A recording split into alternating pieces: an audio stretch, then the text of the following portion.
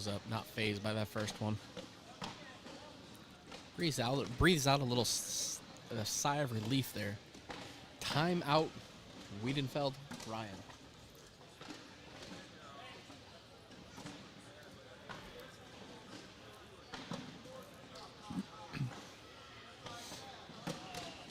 I think he kind of wants to leave that bag there. I don't think he wants to set up a situation where Mark and Boris open. Yeah, he wants to leave. I think he wants to leave that there. I think he's actually trying to figure out if he wants to cut or airmail. Is with that cut, he has a potential of trying to grab that other one. Goes up, though, and misses, and that's what he really did not want to do. Because Mark can go in and actually get points now. And he does. 7 on 5. He gets 2 points out of that first missed airmail. 18-9 now.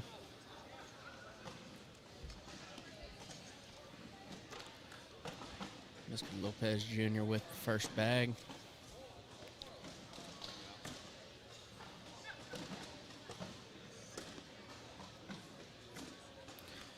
Good little blocker there. Alec Ryan just sits on top of it. Not exactly what he wanted. It's not terrible, though. He's forcing Phillips' hand. Yeah, agreed. It's not. You could tell it's not what he wanted because he was actually full roll there, but it just did not do what he needed to. Good side-by-side. Expect a block here from Phillip. Tries to. I think he was definitely slow side, so he was definitely going blocker. All right, YouTube is back up now. Good bag there. Facebook is up. We should be live again on all the platforms. I don't see any of the errors going on, so.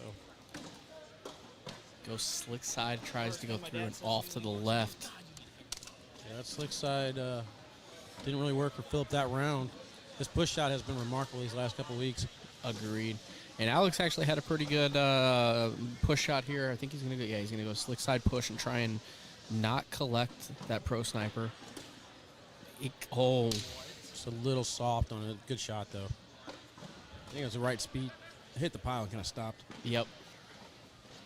That's why I told Ryan the first shot was his first shot.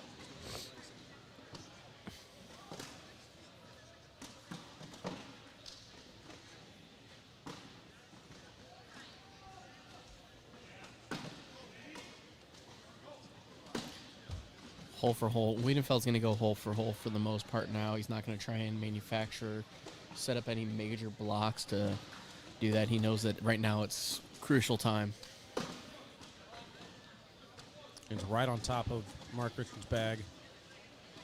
There's that little corner in front of that bag that's just up, elevated. He's going up top early. Airmail hits it. Big airmail shot. It's almost like teasing a bar soap. Yep, because there it is. He can actually get that bar soap now because he's got a little bumper on both sides. He might be able to spin that bag in. Slick side. Oh. Catches just enough of that Viking to bring it in with it. 2 points puts him at 20-11. Appreciate that, Brian. Thank you.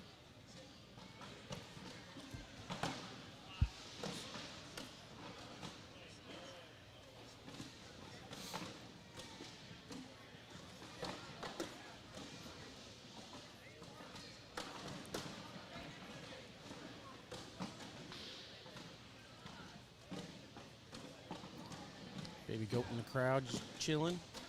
He's waiting for his next match. He had a tough little battle just a minute ago. Him and Ryan ended up squeaking it out.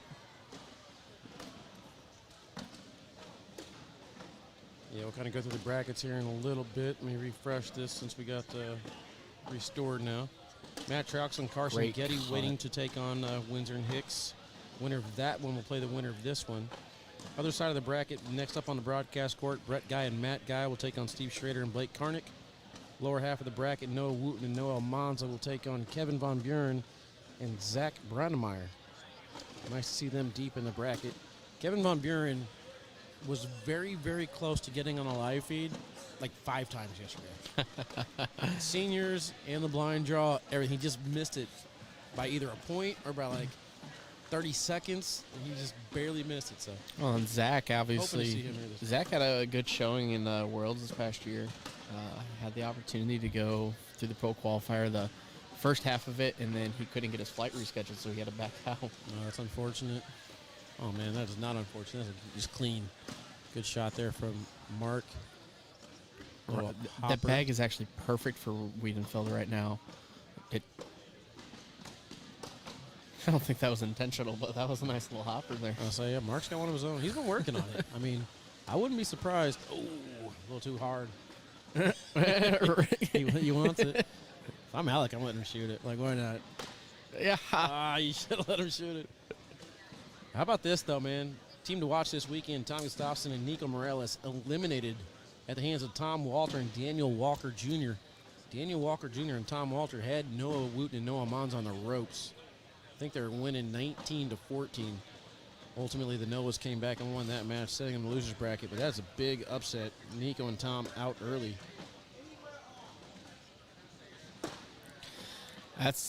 They were throwing good too, man. That was that's surprising.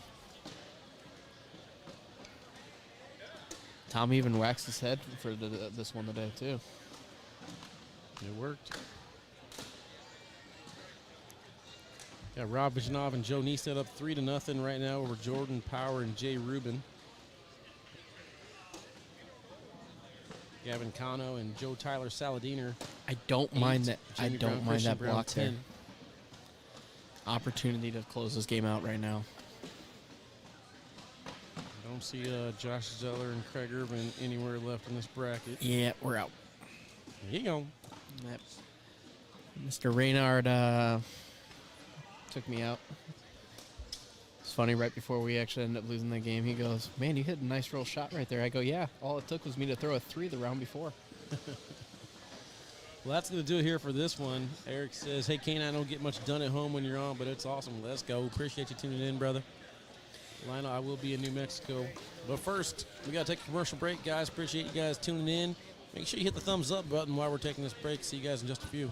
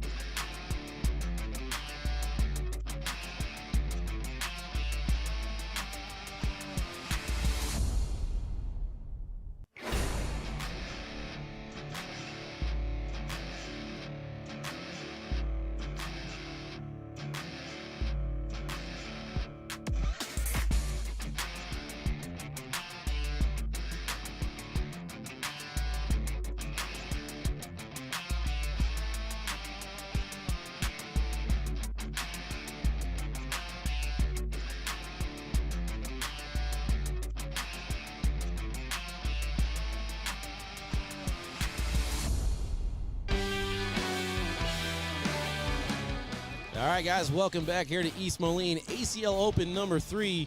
We're going to stick on the winner's side here. Steve Schrader and Blake Carner getting ready to take on Matt Guy and Brett Guy. Should be a pretty good one. I'm sitting here talking with Ryan Wiedenfeld. Man, he wanted to shoot that N1. I told him, I said, you better do it next time, boy. Don't even ask. Don't even ask. They're finishing some down and backs right now. Whenever they get done with this match, we will go through the brackets again.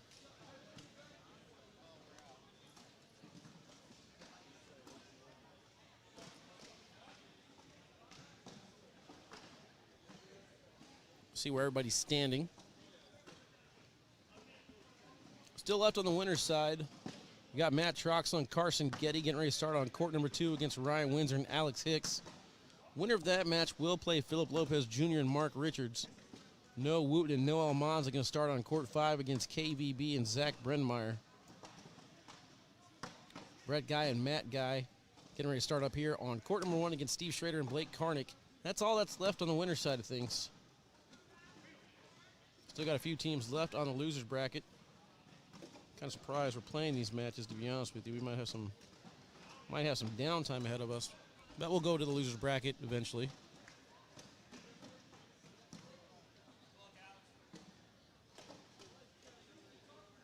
The Phillies did take game 1 with a comeback victory. If my pick, Jordan Power and Jay Rubin, are going to come back, they're going to have to double dip somebody. I haven't been doing very good with my picks this year, so kind of interesting. I'm going to have a show related to telling you guys who I think is going to win, and I'm doing terrible.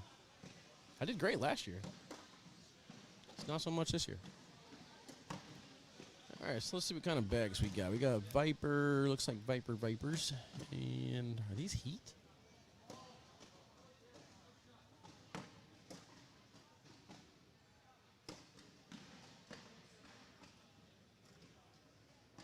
I'm not sure what these are. They're starting things off on the right-hand side. Brought my Fire Cornhole hoodie today. It's a comfortable hoodie, man. Brett Guy's got the black version going. I got the white one, but man, it's comfortable. Bought that hoodie and hat combo and had Matt Guy and Brett Guy sign it, man. Yeah, I was a little nerd. Got some autographs though. From the Hitman and the GOAT.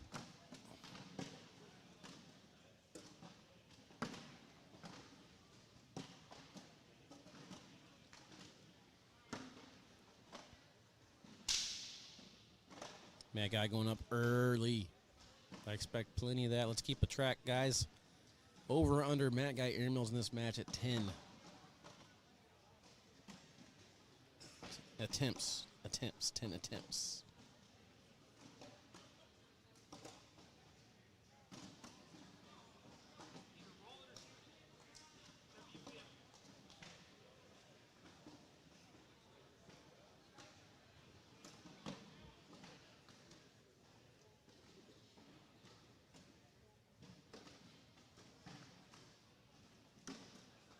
Right there is 2.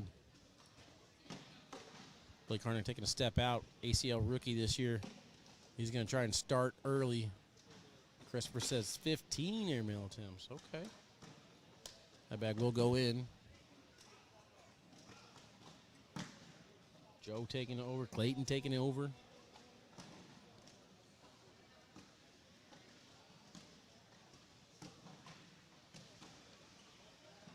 Nothing start for Schrader Karnick.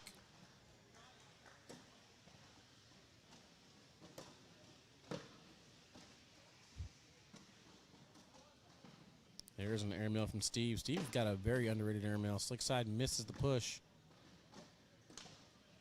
Ooh. Oh, man. And we got a dead bag in front of the board. Matt and Brett both look confused. Meanwhile, Steve just draining the airmails right now. Big hits.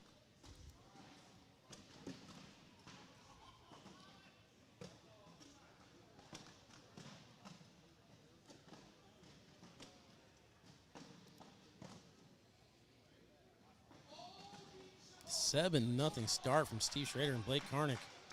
5-point round there. Opportunity here for Matt Guy to get something going.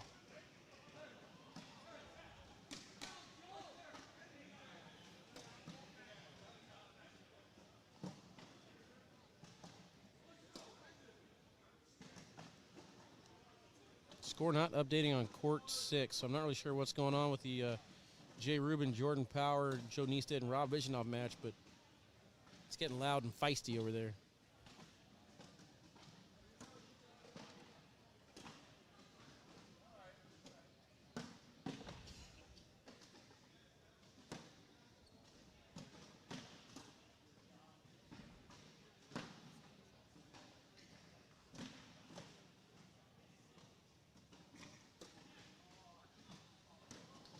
Finesse on that last bag. Did Matt guys shoot any airmails here? I didn't see. That's definitely an airmail. That's just short and to the left.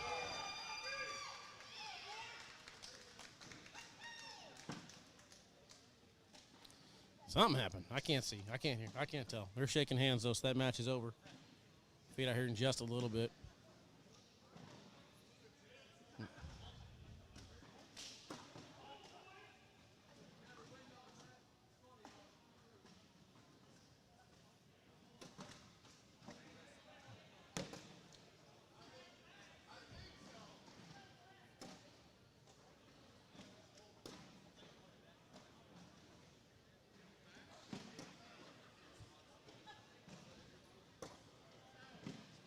And stops a little bit short. Steve has a lane here. He can use that bag on the right as a bumper if he needs it.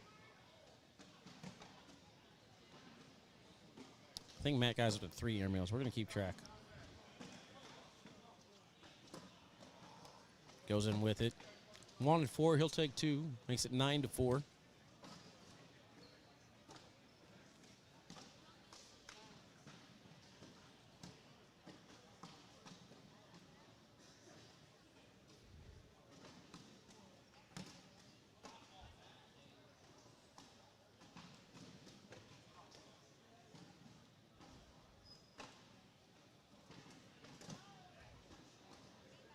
One slick side, trying to cut around it.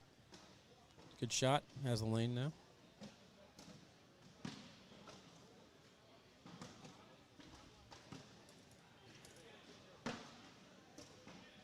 Again, slick side, just landing right next to that bag. Letting the rotation of the bag bring it back in the hole.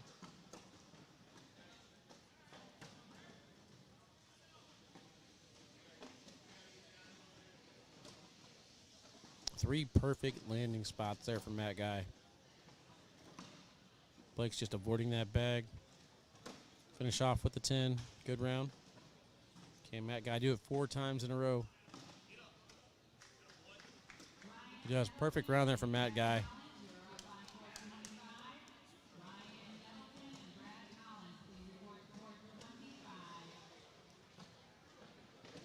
He'll get 2 points. Those 2 points are going to get Brett first throw.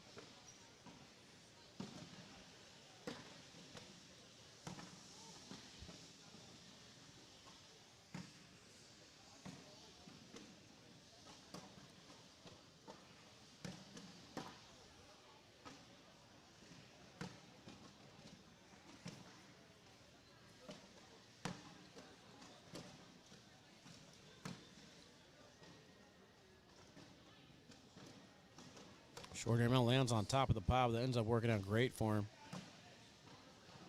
Steve needs to push through this entire pile now. Came at really hard. Ends up carrying him off the side. Brett's play here is just drive through, collect your 3. Misses too far to the right. Hits the one good shot. And Matt got on the roll. I think he said he was trying to push through. Let's see if I got that replay. I'm not sure if I even clicked on it.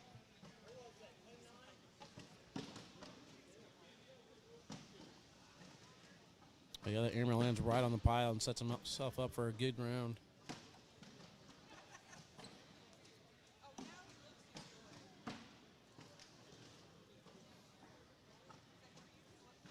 All right, so it looks like Rob Vishnoff and Joe Neested pulled off that victory. So my pick, Jay Rubin and Jordan Power out. Came in as the 1 seed, but just did not get it done today.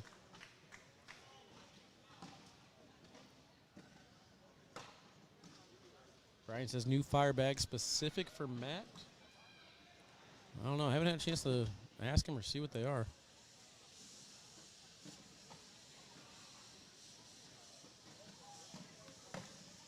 They're definitely not incinerators. They almost kind of look like almost like a Pro Advantage build, but I can't really see.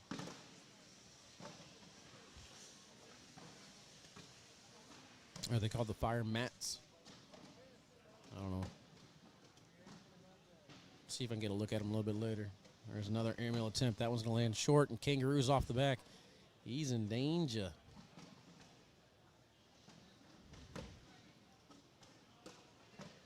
Blake stops just a little bit short on the 4th bag. Matt airmail's at 4 now.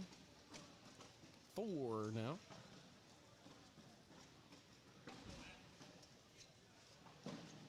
Score is 12-7. Some other scores going on right now. Ryan Windsor and Alex Hicks 6-4 over Matt Troxel and Carson Getty. The other side of the bracket, Noah Monza and Noah Wooten 13-5 over KBB and Zach Brandmeier. Kenzie Beach and Cameron Holland 9-4 over Nick Lockwood and Steve Gray. And Mark Burgers and Steve DeRicki 14-10 over JD Sharonbeck and Adam Deere.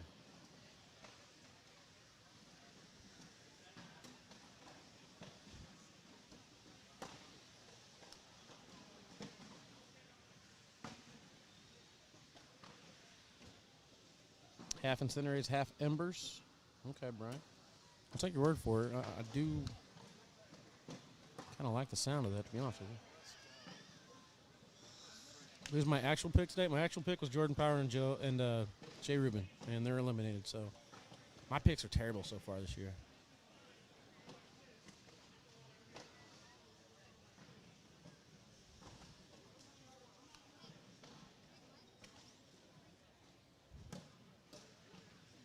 I mean, if I have to go backup pick, I mean, Mark Richards and Philip Lopez Jr. That's too chalk, man. I feel like Mark Richards and Philip Lopez Jr. is such an easy pick.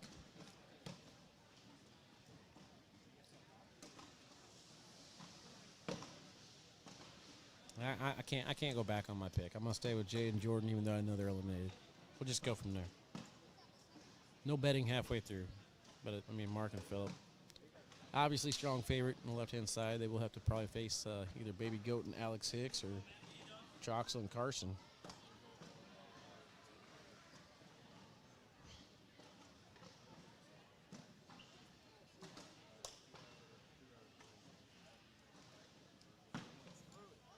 Adam taking the Noahs.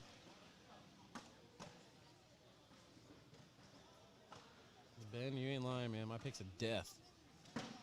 Another missed airmail. So he's up to, what, 5 airmails now?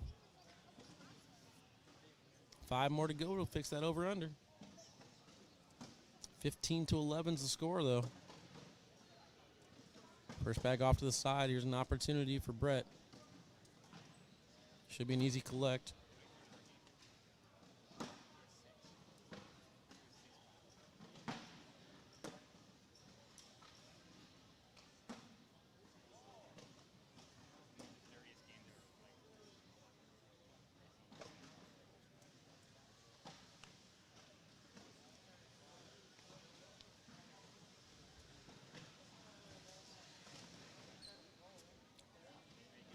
Definitely longer than 12 seconds. Just saying.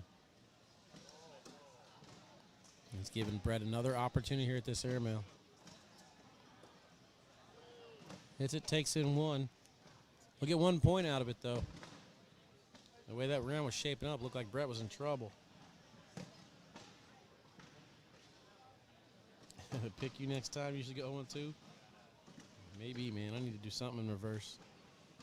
You guys, whenever you start watching my show, you'd be like, all right, Wally picked this guy. Definitely not going that route.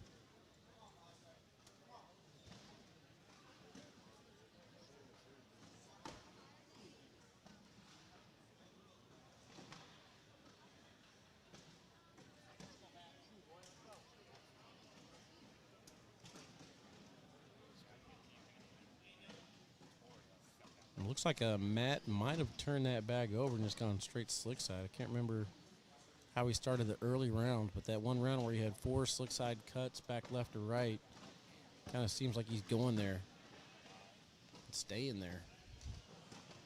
That one, though, just landed a little bit too far to the left. He wanted to kind of use Blake's bag to spin around, staying slick side here. Too far to the left. He's in trouble. It's easy lane here for Blake.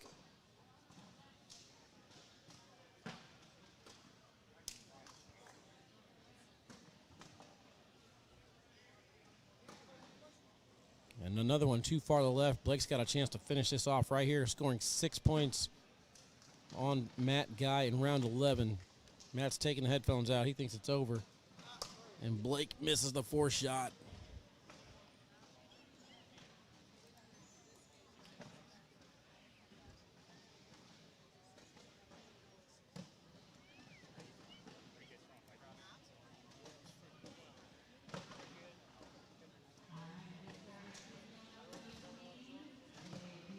(19-12). First shot there is off the side a little bit. Brett comes side by side with it.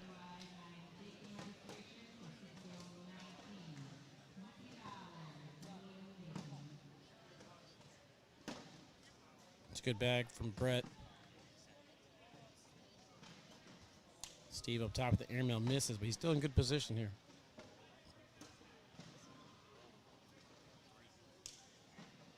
Brett will get 3 points, get first shot back to Matt. 19-15. They're not done yet. Scott Collins says Blake has a good chance of rookie in the year. We will see. You know I'm not going to bet against my boy Wiedenfeld, though.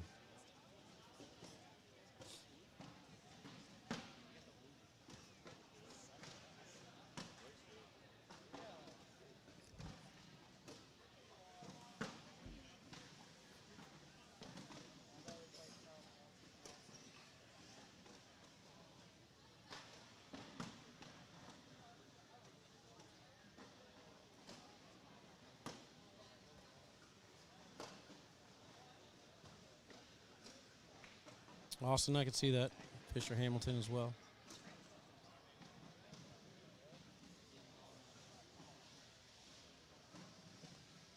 All I know is if you're not a pro this year, next year's going to be tough. And if you are a pro this year, you better finish in the top 50 or 100 or however they decide to do it at the end of the season. There's another airmail, number 6. Thank you, he says. Finally in.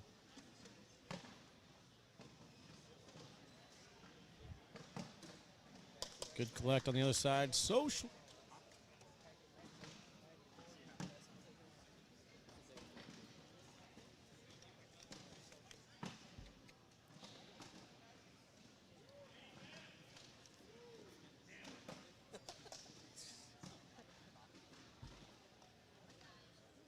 Court number 2, 16-8. Windsor and Hicks up over Carson and Troxel. Again, winner of that match will play Mark and Philip Lopez. No Wood and no Almanza finish off KVB and Zach.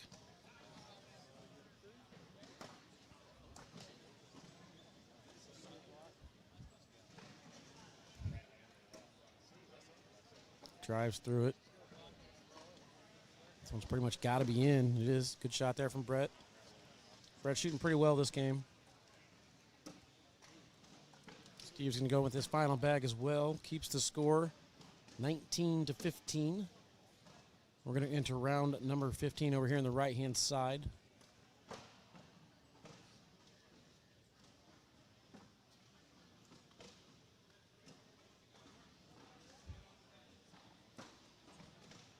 Ben says Wally for booty. Oh, broadcast of the year. Gotcha. Thank you. We'll see. Got some strong contenders with me this year, man.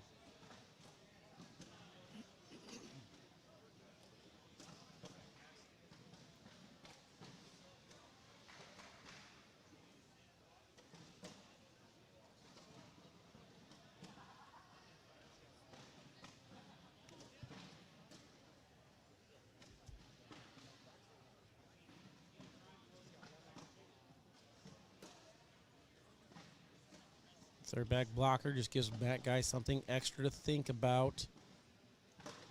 Drives right through it. Nicely done. Years of experience right there.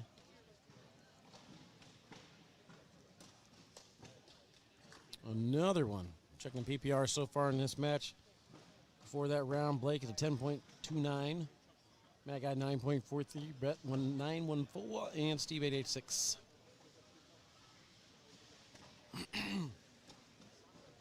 Excuse me.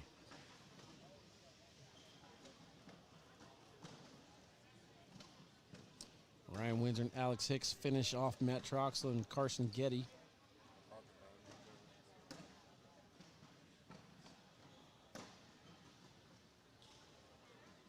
Kenzie Beach and Cameron Holland 2014 over Nick Lockwood and Steve Gray. Winner of that one's going to take on KVB and Zach.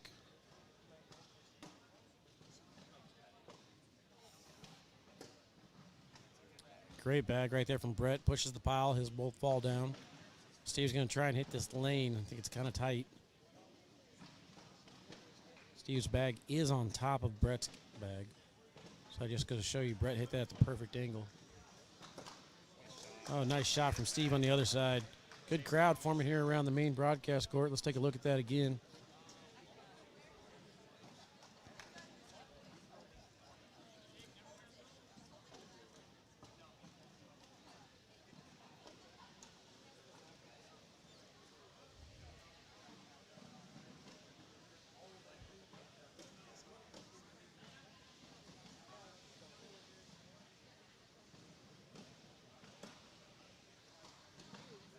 Left side of the hole from Blake.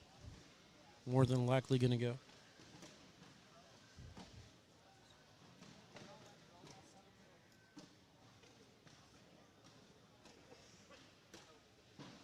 What's up, buddy?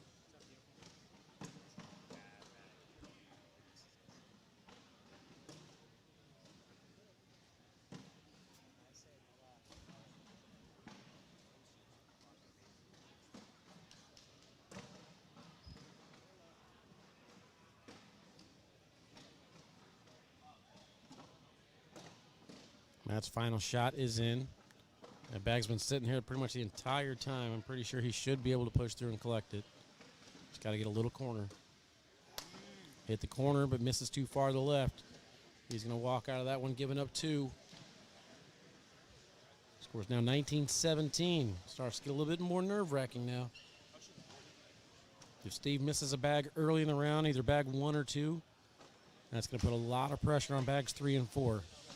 That guy off the side a little bit. I want to see Steve bully this right now. He is taking a step out to go after it. Ooh, there is what I was talking about.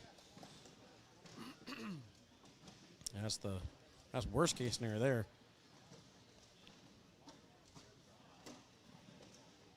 Oh man. Misses both early bags.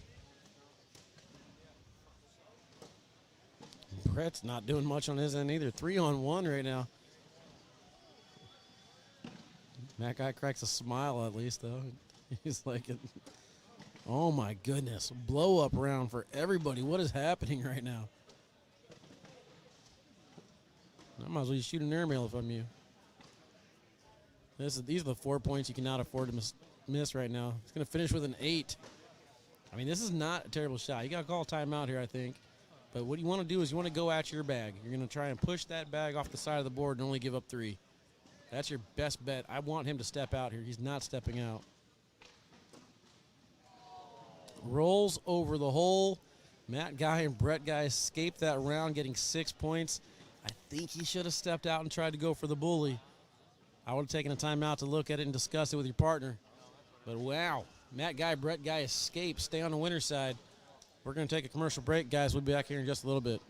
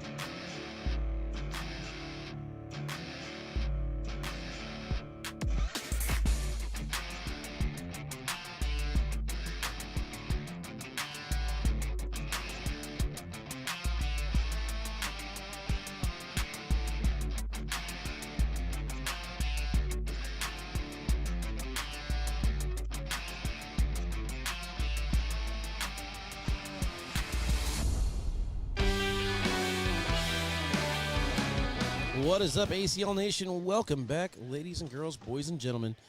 Got a great match coming up here on the broadcast court. Staying on the winner's side, ACL Open number 3, brought to you by Windsor Bag Company. Make sure you check them out at windsorbags.com. The action bags are live now on the website. I believe they sold out of the sorcerers that were here yesterday. Windsor teaming up with a Baby Goat this year, throwing the BGs. Should have a pretty good season. Well, let's take a look at the bracket to see exactly where we're sitting. This match right here is going to be between Ryan Windsor and Alex Hicks and Philip Lopez Jr. and Mark Richards on the left side of the bracket. Up next on the broadcast court, we're going to get Brett Guy and Matt Guy going against Noah Wooten and Noah Almanza. So hopefully you guys will be enticed to stick around and watch that match. One bracket here for doubles. So after this bracket is done, we got ourselves a champion.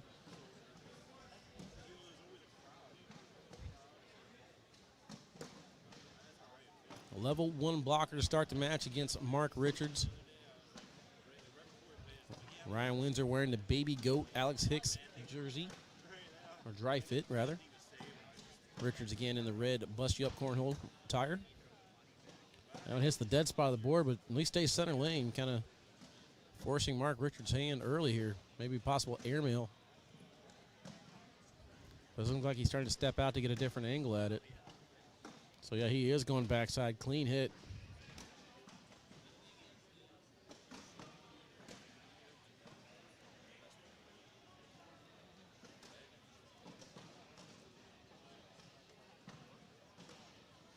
Yeah, D-Dub and Tom Walter still in it. They're down 7-0 to Mark Burgess and Steve DeRicky. Windsor's email's deep. Baby Goat telling him to calm down just a little bit. Say he's got time. Gonna hop on.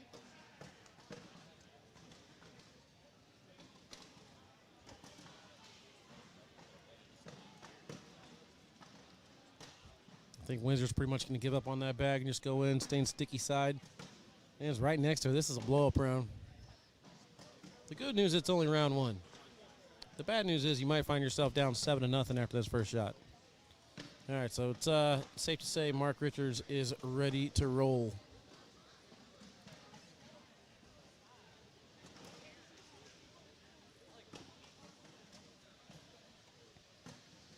Big hits on that round for Mark Richards. Welcome to the booth, brother. What's up, man? How you doing? Man, I'm doing good. You know, they're just tossing and saucing, you know. Let's go. It's been a good day. You guys having a good time over there at the Windsor Canopy? Oh, yeah. Having people come by, meet and greet, break some bags in as I go. Pretty much how you got to do it. Good Oh, pickup yeah. this year. Oh, yeah. Windsor and Baby Goat expecting to make a lot of noise. I mean, it's been pretty much the same players all weekend. Ryan Windsor, Baby Goat, Noah Wooten. Noah Wooten still on the winner's side. He'll be teaming up with Ryan Windsor in California the next Open, 3 weeks. Come on, baby, go. Philip okay with that. I think Baby Goat can go slick side cut. He's got that bag on the right. He can use it as a bumper if needed. Just going sticky side, short airmail. What do you know, Wally? Shut up. Just keep pushing buttons. Holy, prove me wrong, Baby Goat.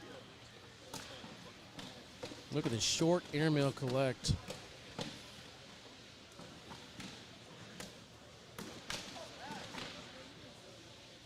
Nicely done. Baby Goat gets Ryan back in this game, 4-2.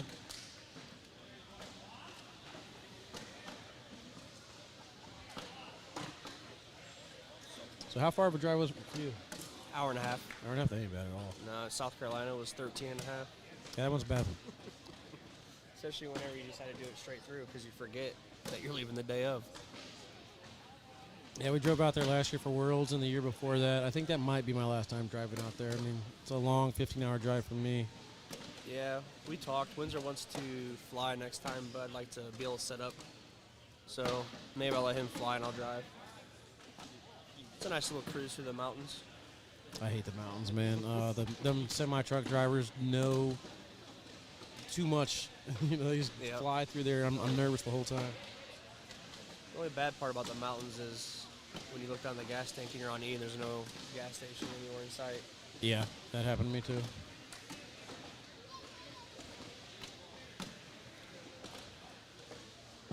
So 6-2, Windsor bleeding twos down here on the left-hand side. Did get himself a new beverage though, so maybe that's Eamon Fuel's going to help him out a little bit.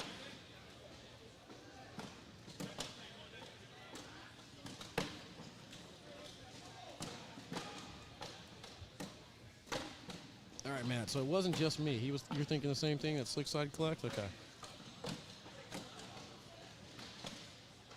Pretty good crowd gathered around here for the main broadcast court, man. Lopez pushed that pile. Looks like he stayed sticky side on that. Didn't really get much of it to budge. Roll shot way too far to the right, off the back of the board.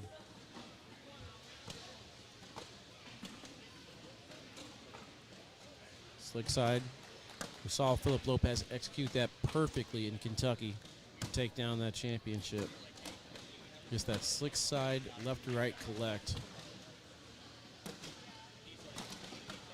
Stayed sticky on that one, though. Kind of interesting decision there with that BG on the left. Maybe he didn't want to bring it in with him, but, I mean, Baby Goat's got an airmail. Got away with it. 3 more points for Lopez Jr. and Mark Richards. What up, Brian? Brian? I didn't see the eye there. My bad. 9-2, round 5.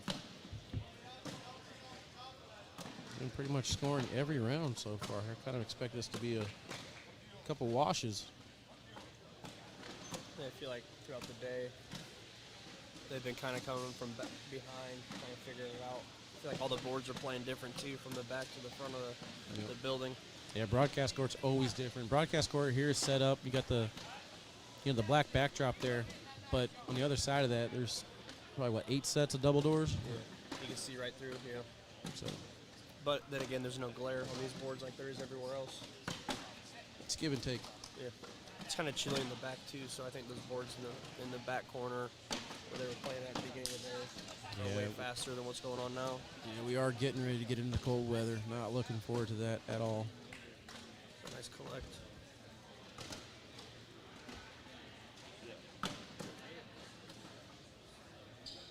Those boys over there across just pounding their bags, trying to break them in. You see that over there? If only they knew there's an easier way. If they just knew what these hands could do. I'm about to have a cookout whenever I get home. Next 3 weeks, I got 3 weeks to break in probably 30 sets, man. There you go. I think last time I talked to you, I was getting that stuff from you, and I haven't had a chance to even use it yet. I'll tell you what, though, I threw them in a couple of mystery boxes, and people love it. Yeah. Oh, yeah. I know. It's fun. People and their kids, kids really dig it. It gets them interactive with the game and doing it. Just fun for everybody.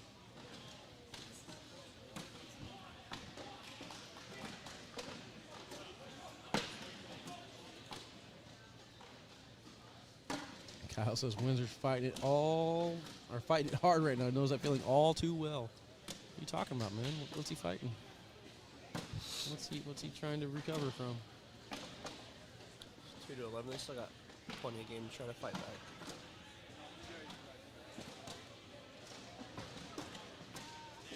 Off to the side. Windsor's going to step out here. He wants to bully that off of the red zone. Staying sticky side. Too far to the right-hand side. They're just not getting the reaction out of these boards like I think they wanted to. Their cuts aren't really cutting as much as they wanted to. Mark happy with that one. He kind of bullied Windsor out.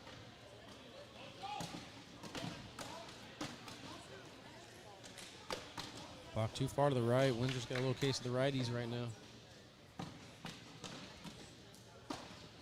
Look at that. He was going for a roll shot there. That was a purposeful landing spot on that bag. Windsor takes away that slick side push. We're going to take a timeout to look at this. I'm not sure he can go and drag that bag, but a high airmail might be able to go in clean. A little backdoor action. Lopez is telling him Okay, yeah, he's telling him to clog. I thought he was telling him to go into that side, but he's saying if you go into that, I think it's going to clog. The best shot here is to go up top. Maybe you land on it and take one. If not, it's a hard shot. I actually think the airmail's the only play right here. You give up 1 point, no big deal. Windsor's airmail is more of a line drive than Mark Richards. You just see them talking. They're down 11-2, baby goat. And Windsor just having fun, smiling, just keeping it going. That's what makes us great. How much time you get in the timeout? Who knows the rules? How much time you get in the timeout? You stay in your lane, Don. You stay in your lane. I'm not implementing any rules. Ask somebody. Someone's got to know. Donnie over here instigating already, man. This is going to be a fun season for you guys.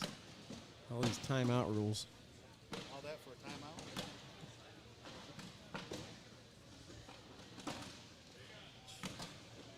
I would have liked the attempt there. I understand not wanting to give up first throw, but 11-2, it's worth the risk for me. I'm shooting it. I mean, worst case scenario, I think you might even land short and knock in your bag, even if you go off the back.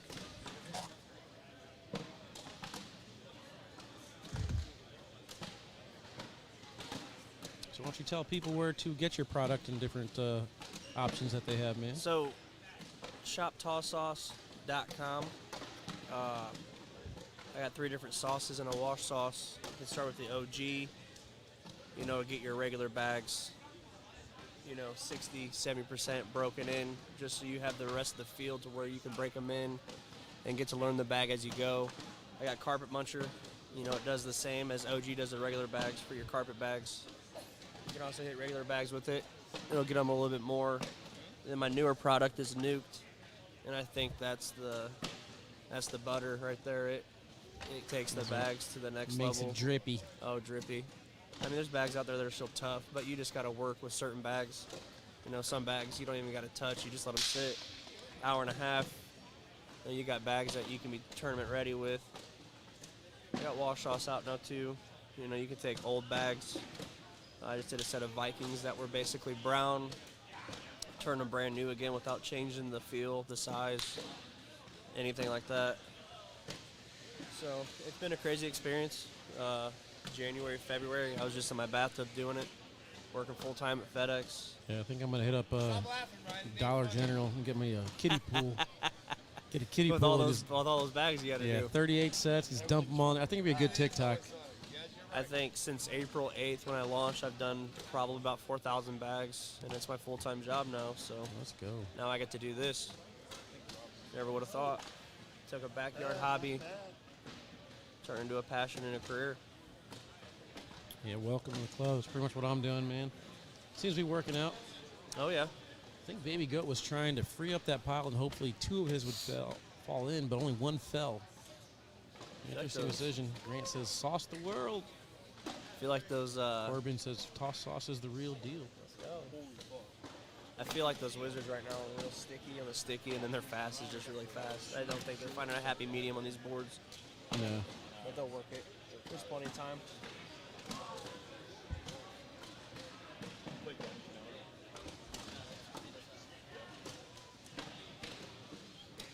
And Windsor's bags that are landing on the right-hand side of the board are just staying there. They're not cutting back to the center at all.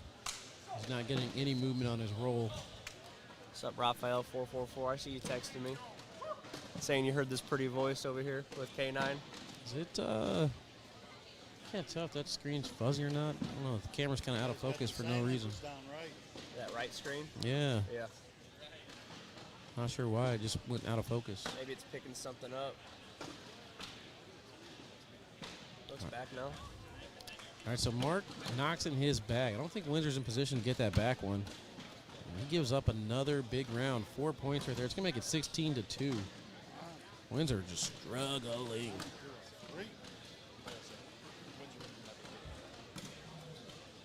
Windsor right now throwing a 6.4. Baby Goat with a 7.5.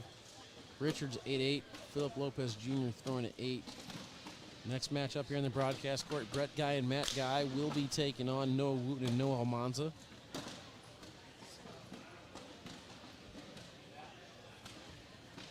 Damon Reynolds and Ethan Walker. They advance over Steve and Blake.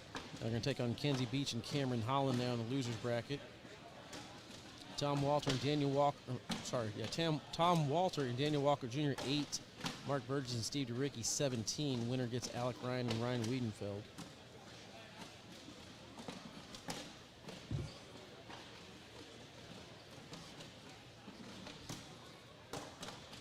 Oh, It's not enough. Almost hit it perfectly. Just not enough on it to get over there. Zach, I don't think it's Ryan with the BGs. I think it might be Ryan. Might be a little hungover. I don't know. I haven't seen him since last night. But I know that him and Nico sat around for a long time waiting for that championship match against Noah and Ethan Walker. We actually got out of here a decent time, though. He might have had plenty of time to go home and rest. Haven't really had a chance to talk to him yet today. He just kind of doesn't look like he's getting the reaction out of the boards. There's that hopper again from Mark Richards.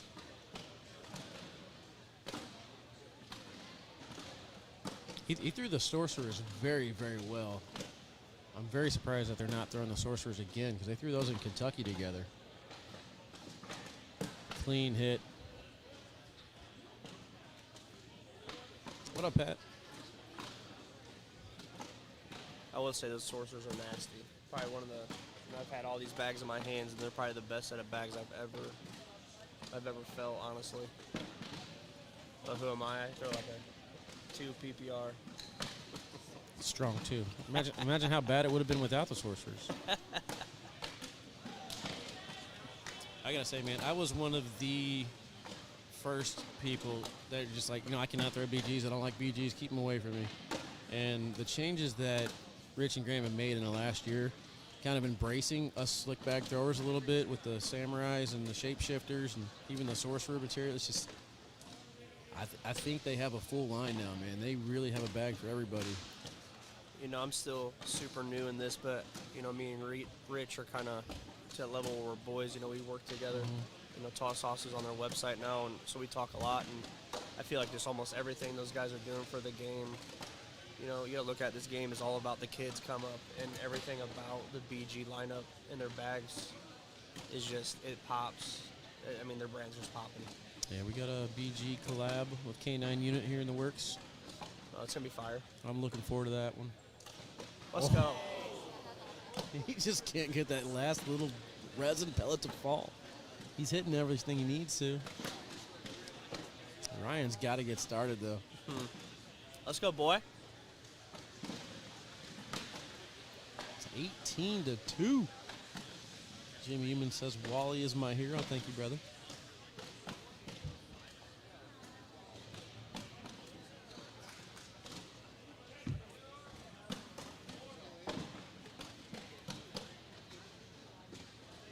Ryan's got to get first throw, though, from Baby Goat. He's just getting unfortunate. Sometimes you just get unlucky. I don't mind the block strategy from Ryan, but when he's already down on the round chasing Mark Richards, that just makes it that much more difficult. Mark is just deadly accurate. I feel like what you said all day, like the baggers these boards aren't doing what these boys want. So when they get that blocker up, they're trying to do cuts and rolls. It's just not happening. It's like an unfortunate bounce right there because that bag off the back of the board, I mean, he barely missed the airmail drag. Goes off the back of the board, and that's the 3 points he cannot afford to give up. He's got to get 2 of his in here. He takes everything in. I mean, that's what I'm talking about. He landed perfectly on that pile. Hey, let's take a look at this. He lands perfectly on the pile, and everything but the bag in his hand falls.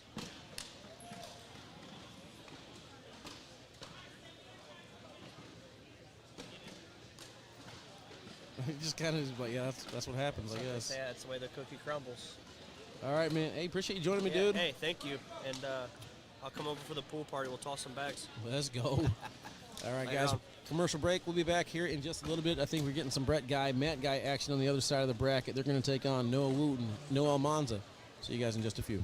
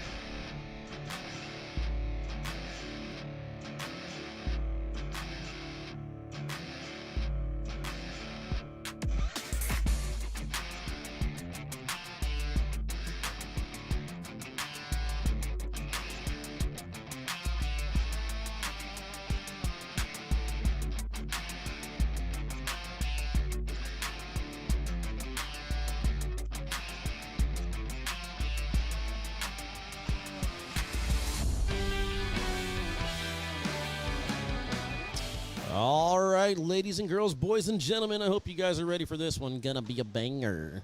We're getting Matt Guy and Brett Guy. We're going to take on Noah Wooten, Noah Almanza. The guys and the Noahs. Who you guys taking? Sheesh. Let's go.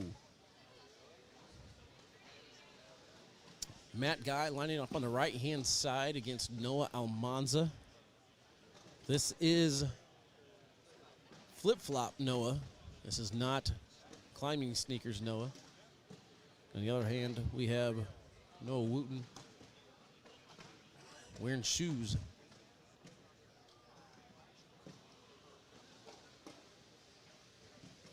So it's like a lesser known version of the Noahs. Vipers against whatever bags these are from Matt. I still have not found out.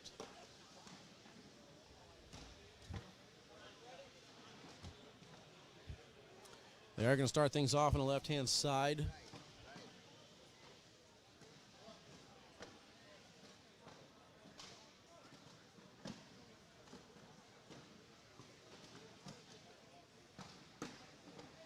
First shot from Brett is off to the left-hand side. That one's pretty much already gone. He thought about collecting it, but does not want to give up a big first round.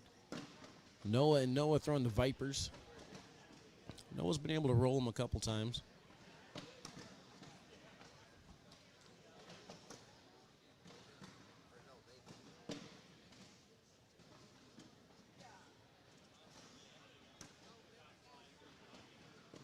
It might say Ember on that bag. I can't tell.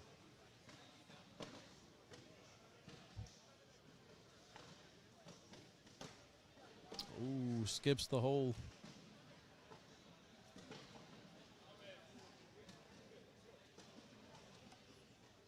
Winner of this will go to the king seat. McKenna says these are Embers. Okay.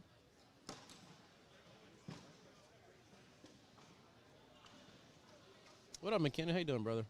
I miss you, man.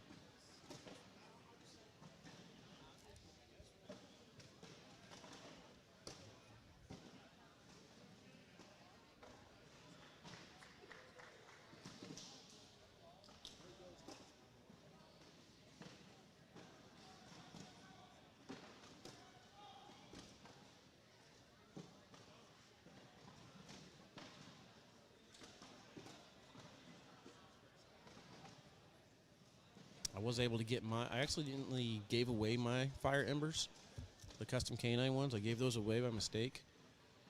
And luckily, John Heitzman has every single canine collab that's been released, and I was able to get my Embers back from him.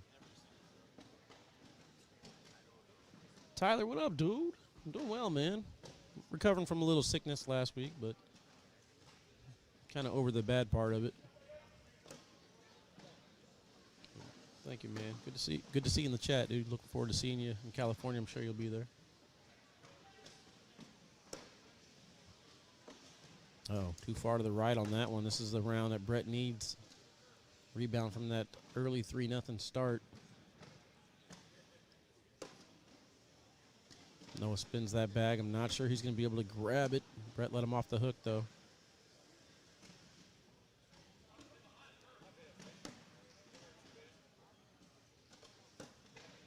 Just a little short on the final one. You'll get 1 point out of it. Makes it 3-1. Matt Guy can have first throw, going back a right to left.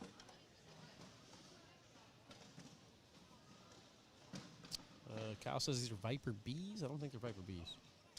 It might be, though. I don't know. I haven't really got a good look at the bags. Yeah, I think they might be Viper Bs. Good call, brother. Good call.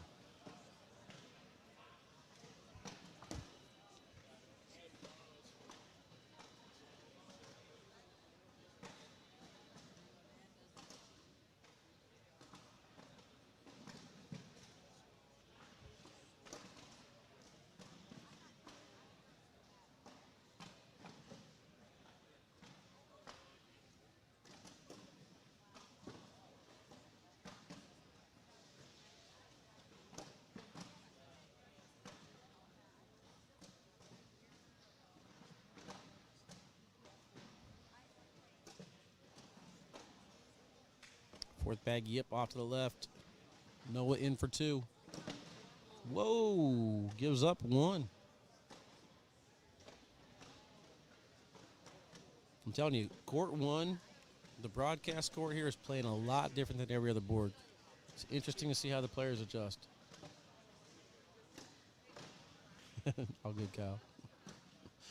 Hey, as long as you're helping the chat, man, that works for me. I appreciate you, brother.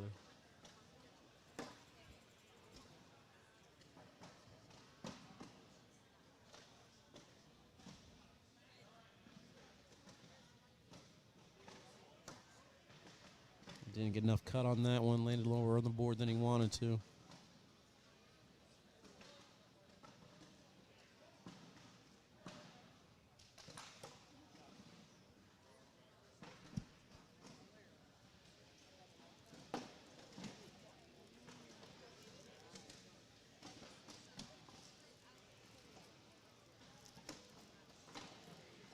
Washy, washy. Awfully quiet, chat. Awfully quiet.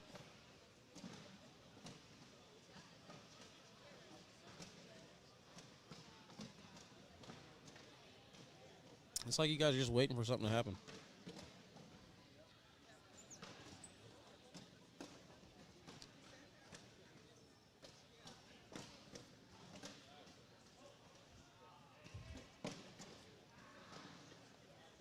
Both bags down the middle to start this round. Second bag kind of sitting right in front of the hole. Noah has no problem driving through it. Sean checking it, says, let's go Team Noah. Can we get a hug from Noah and Matt? I'll try and make it happen, man. I'll do my best. I'll see what I can do. I'm all about the people, you know.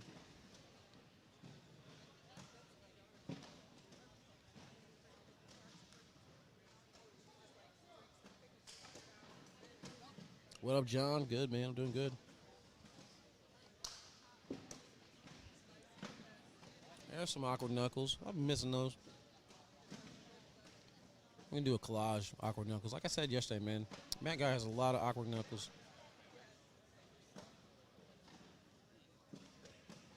Sometimes he just, like, points and the other person thinks it's a knuckle, and then they just sit there awkwardly for a while.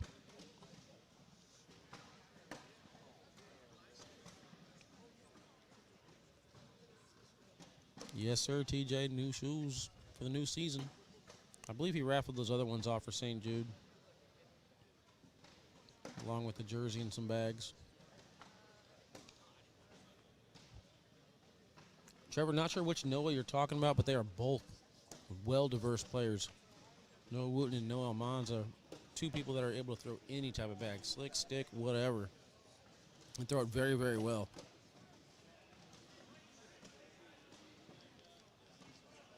Darren Bell from Kentucky. Beth Guy in the chat. What up?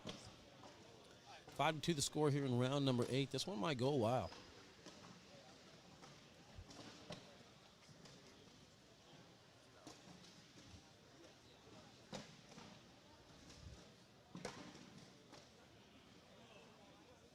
I almost think Noah Wooten might want to kind of start playing a little bit more strategic and maybe muddy up the front of the board, force Brett Guy's hand a little bit, but Brett's been throwing pretty well today.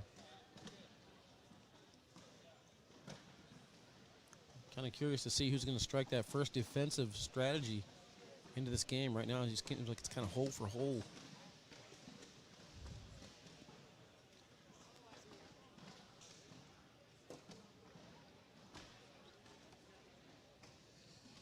Well, that's good. That gives us a chance to get more viewers in here.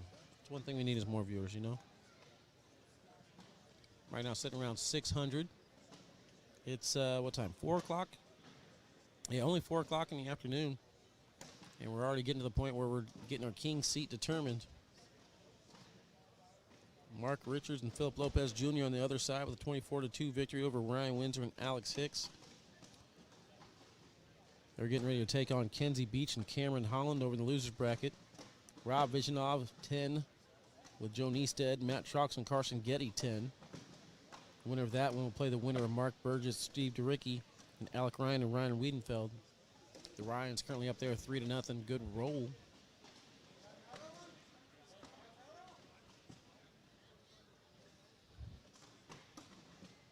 Rolls on the pile, not bad.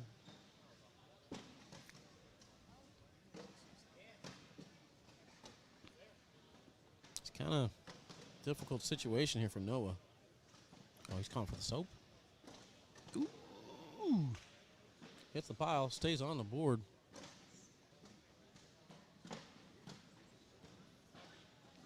I think you can go slick side. You can collect that bag in the front.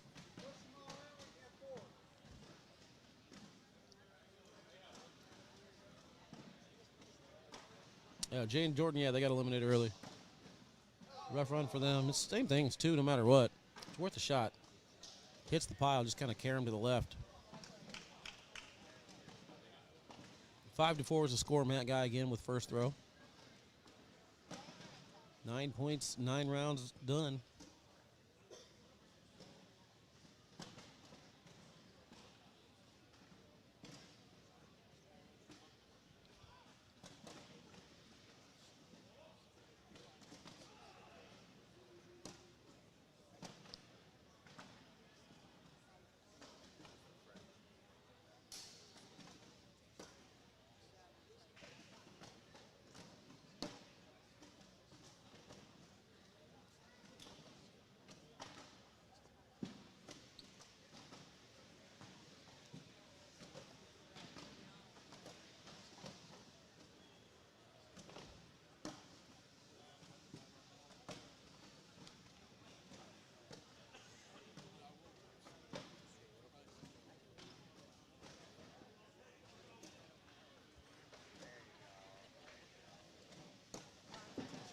Social.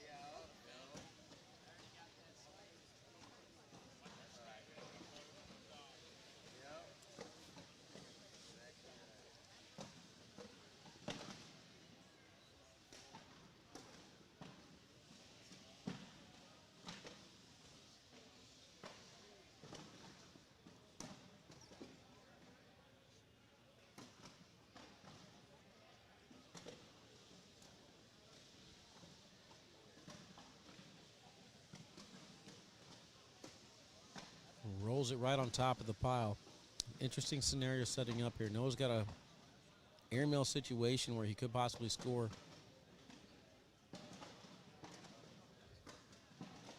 It's going to be harder for Brett, I think, to collect than Noah.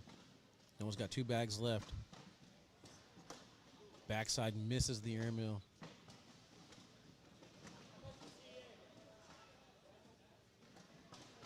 They're going to take a timeout to look at it. Brett was asking how much he's in there. Matt wants him to look at the scenario. That way he knows exactly what he needs to do on his own.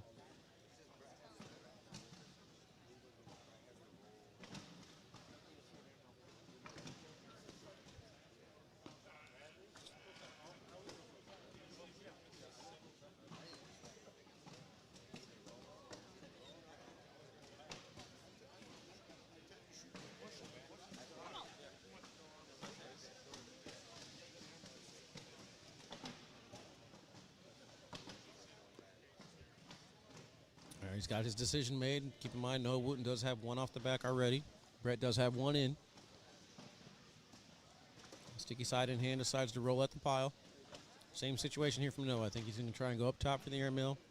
Worst case scenario for Brett, it's going to be 7 on 6. You give up 1.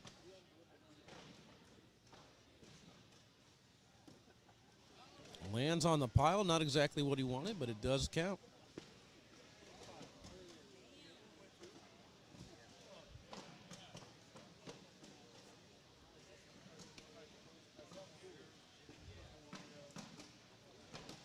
Hey, doesn't matter how it goes in as long as it goes in, right? 6-4. Noah Almanza's first shot is down the middle and in. They're throwing Fire Embers and Viper Bees. And Noah's post on Facebook a while back says he wasn't going to throw ultra bags unless it's with anyone named Noah. Lucky for Noah Almanza, his name is Noah. So they seem to be doing pretty good with him right now. But like somebody said in the chat earlier, Noah Wooten can pretty much throw anything and throw it very, very well.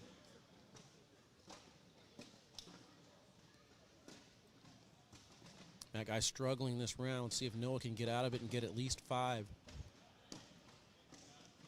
There's a little bit of a corner there. I expect Matt to try and go up top to get it. Oh. Conservative Matt guy, huh?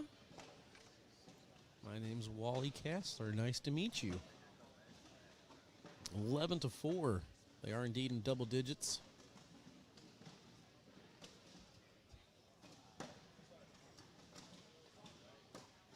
I'm not going to lie. I feel like this is the version of Matt guy we need to see this year. He needs to be a little bit more conservative, start blocking, playing a little bit more strategic. I think it'll help his game in the long run. That push bag was low on the board.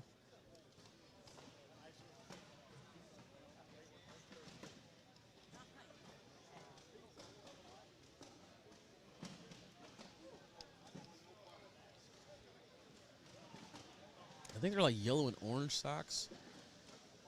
I can't really see if there's a pattern or something on it. But I believe the flippy floppies spell out goat.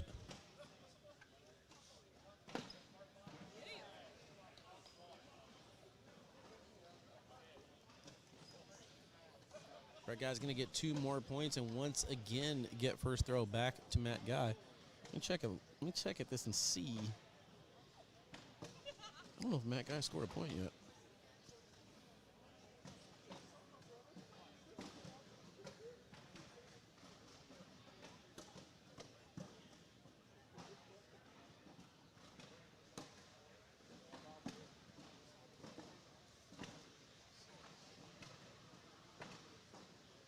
I think he scored 2. Noah Monza throwing 11.17. Matt Guy with 10.17. Brett Guy and Noah around the mid 8.5.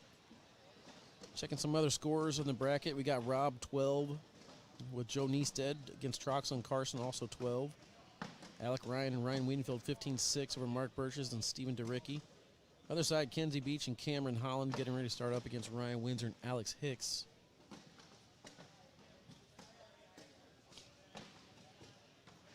Good round there for Matt Guy.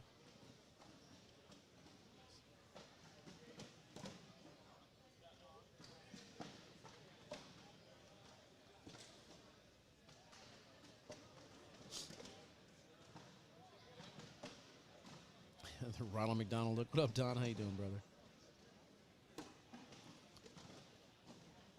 Tell Noah Wooten dogs are beating Florida 28-3 at the half. Go Dogs. Uh-oh. At least he's got that going for him. Or maybe, I don't know. Is he I assume that's Georgia.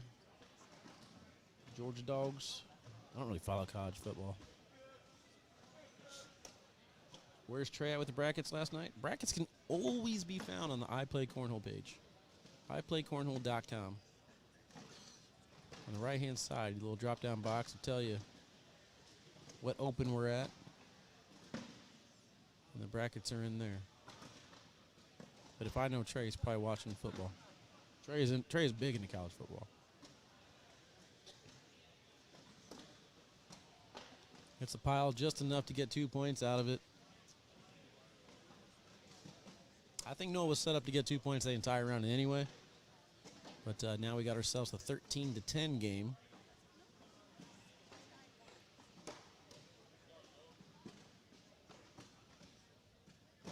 Level 1 blocker. See if Matt wants to go up top for the airmail. Like I said, this is a conservative version. And that's why. Airmail lands short, knocks him in, goes off the side of the board. Comes right back with the same exact blocker. I feel like Matt Guy's airmail is getting the camera out of focus. Like, whenever it's landing, it seems to always go fuzzy.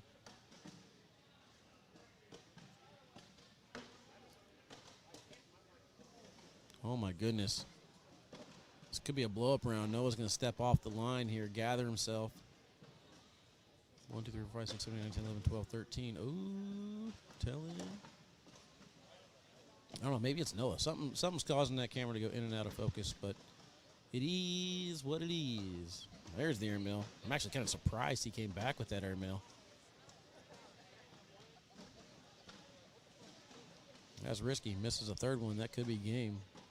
Not too often you see Matt Guy have that many bags off the back of the board. Good push there. Collects that bag. He's in position to get at least 4. And that will be it.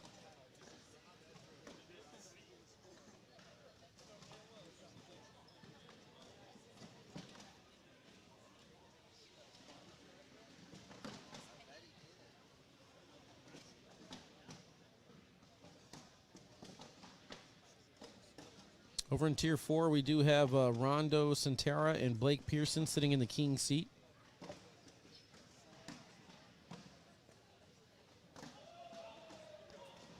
Brian Lee still chucking along in the bracket for the KC folks. Rick Shade and Mike Harris sitting in the king seat for Tier 3. Mike Bechtel and Greg Silvis on the losers bracket. Chris Wilson and Jacob Hickey up 19 to 11 there, down to the final 5 teams. Over in Tier 2, Eric Davis and Jake Trzynski sitting in the king seat there with a 24-16 victory over Derek King and Curtis Haddix.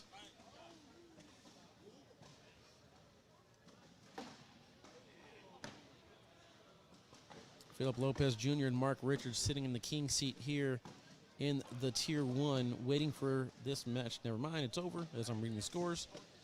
Noel Manza, Noah Wooten will take them on next for the championship.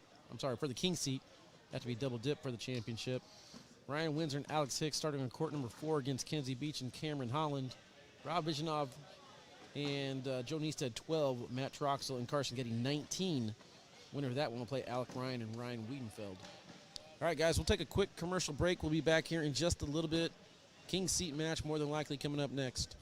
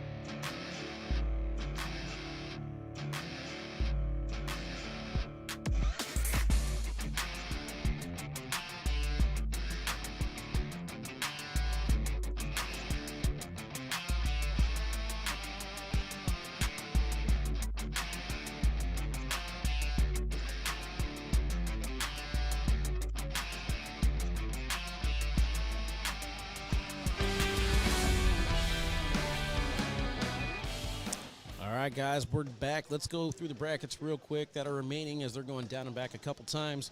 Doubles Tier 4 looks like Rondo Centaurus and Blake Pearson sitting in the king seat. Still alive over on the loser side, Jackson and Evan. They're waiting for Charles Dorman and Brian Lee or Adam Ryrie, Camden Ryrie, Dana Gilbert and Chrissy Robinson, Johnny Stone and Matthew Pustain.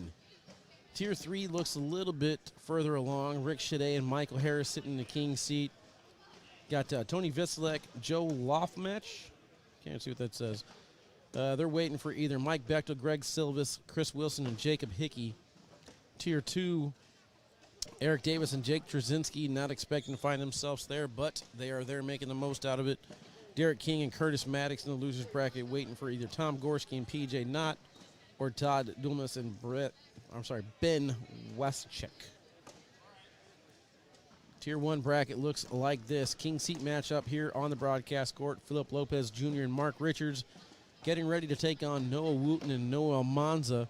Over in the losers bracket, Ryan Windsor and Alex Hicks find themselves up 6-0 against Kenzie Beach and Cameron Holland. Other side of the bracket, Alec Ryan and Ryan Wiedenfeld 6-0 over Matt Troxel and Carson Getty.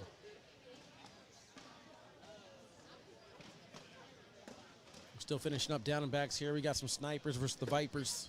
Pro snipers against some Viper Bees. Chat, who you guys think is taking the king seat? Let me know. Make it be known who you think shall take this one down.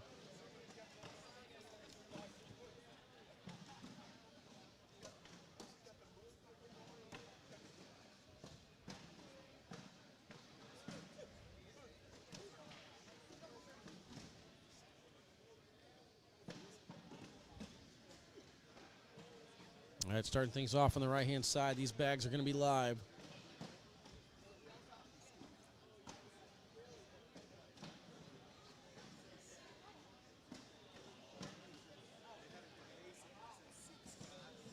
There we go, first shot. Will belong to Philip Lopez Jr., and it is in. Noah Almanza with that level 1 blocker again on the other side. Kristen McCurley Harkins calling it Noah and Noah. John Luttrell says can't go against Richards. Dude is pretty much automatic. Greg Heblin, Mark and Phil close though, 21-15.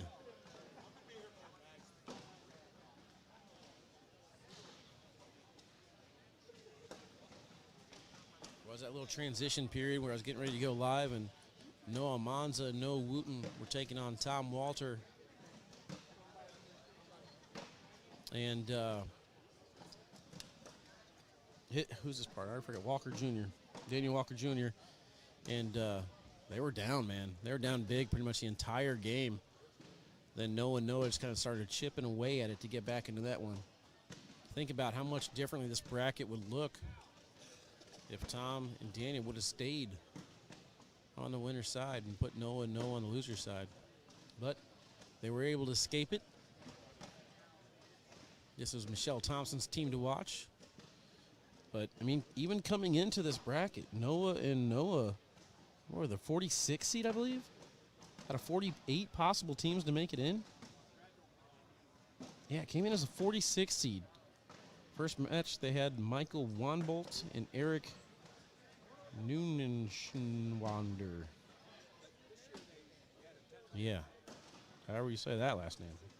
Apologize, Eric. And then Kenzie Beach and Cameron Holland, Tom Walter and Daniel Walker Jr. able to edge that one out. Kevin Von Buren and Zach Benmeyer and Brett Guy and Matt Guy. You just saw that one. Now they're getting Philip Lopez Jr. and Mark Richards. Seems to be the matches that we're seeing quite a bit of so far this season. Noah Wooten and Mark Richards seem to be the most consistent throwers early on in this season. David Moore says Team Noah 22-17.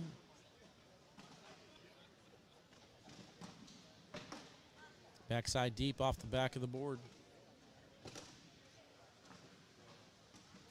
5-0 start for the Noahs. Really not going to be too much talking during this match. Noah and Noah pretty much, Noah Wooten pretty much always talks. But I I think he just says stuff to say it. You know, like, come on, boy, let's go. We're back in, something. Noah Monty just kind of looks at Noah Wooten, just smiles or nods at him. And Philip Lopez Jr. and Mark Richards don't really talk unless they have a decision to make over a shot. So, pretty quiet group of gentlemen here. Paul Livermore checking in on the Noahs, 22-19 as well.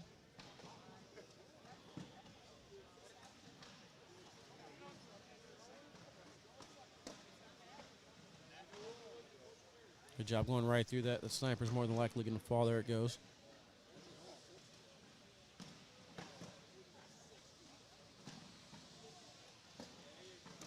And he's going to finish on that end. 12 on 12 social. Everybody grab their beverage. Let me know in the chat. What are you guys drinking right now? 4:30 on Saturday. Halloween weekend. You guys are getting ready to go to your couples' Halloween parties dressed up as outlets and plugs.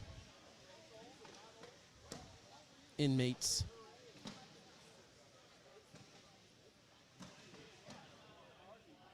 You tell I'm not part of a couple. I can't think of any other couples outfits.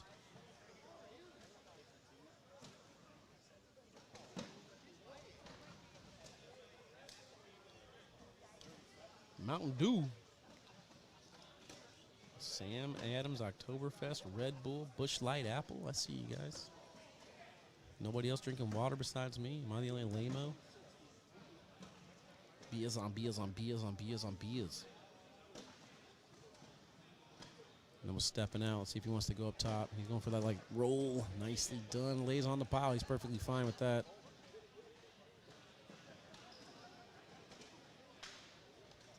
I thought that was a bag. That's Philip Lopez's phone. Kind of frees up the pile a little bit there. One of each falls. Board showing 5 on 5 right now.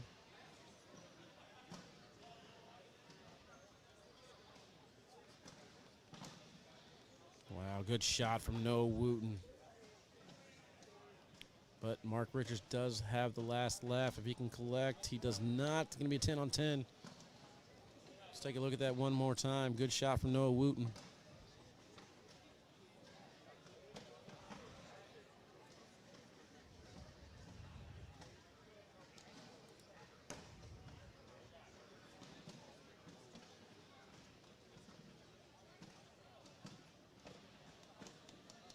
Mountain Dew Voltage.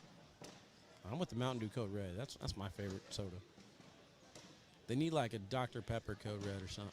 I know they got the cherry Dr. Pepper. It's just not the same. I kind of want that stronger cherry taste to it. Tell you what, man, Mountain Dew and Crown Apple and Dr. Pepper and Crown Apple have been like my go-to before I went to Cancun and then became Sober Sally.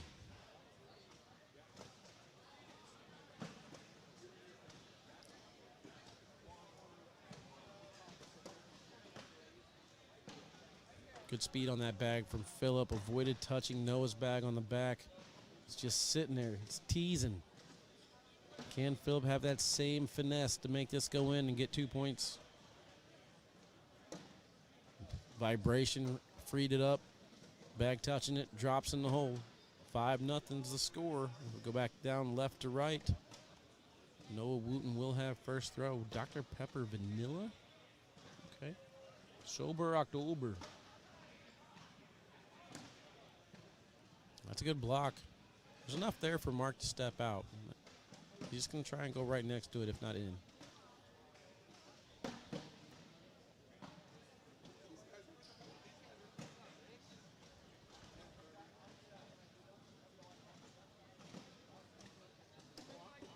I mean, more impressive to me than Noah Wooten throwing different bags is he still has the same grip and throws them all equally hard.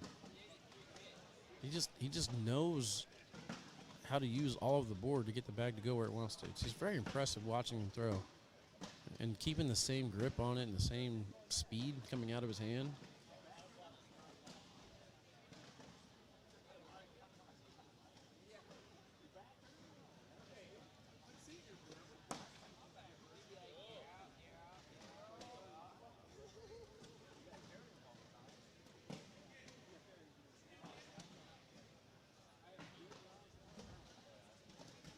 I don't know why the camera keeps going in and out of focus like that. It doesn't really seem like there's much changing in the environment.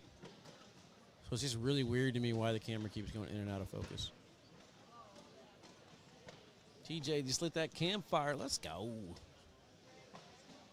Dude, I'm telling you right now, there's no disappointment bigger than the one I had to sustain whenever Dairy Queen announced that they're not going to be bringing back the S'mores Blizzard, man. The S'mores Blizzard was bomb. It was the best Blizzard they've ever came up with, and they decided not to bring it back this fall. Like, what are you thinking, Dairy Queen?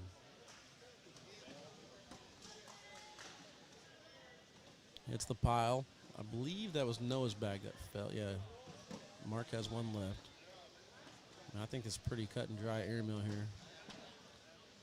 $5 says Noah goes backside.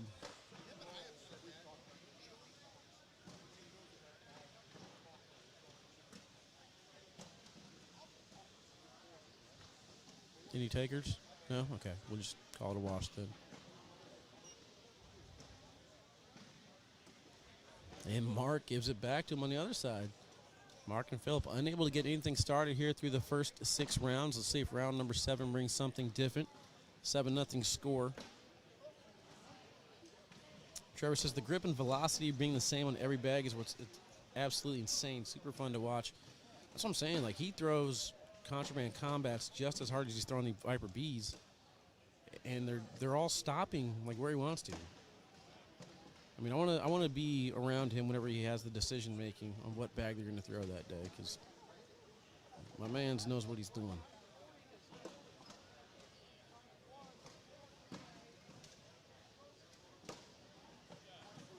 Philip Lopez Jr. throwing a 11.33.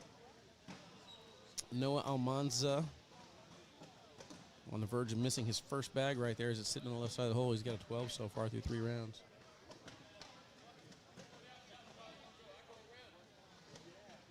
He says, I would go around it if I were you. If you throw that one's probably going to go.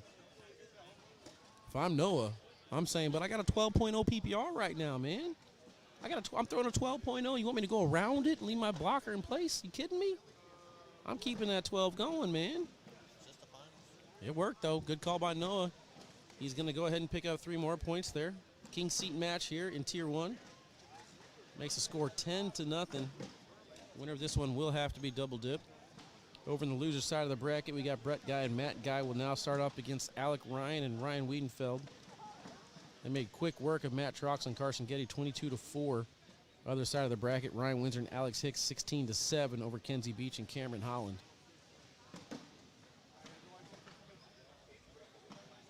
That's team right there. That's Noah Almanza putting team first, deciding not to keep that 12.0 PPR going.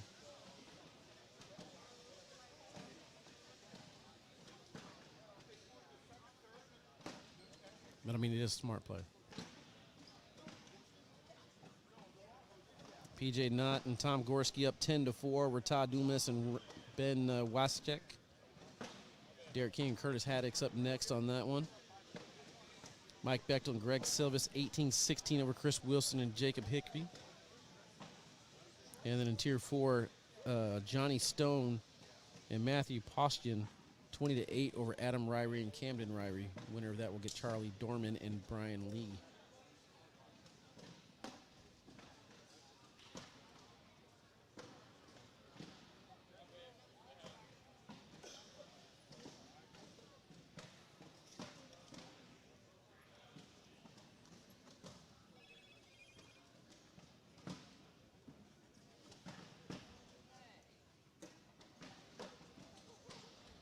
Good blocker from Phillip. We're going to try and start inching some points out here. Doesn't matter if it's 1 or 2 at a time. PPR don't pay the bills. You ain't lying, Ryan.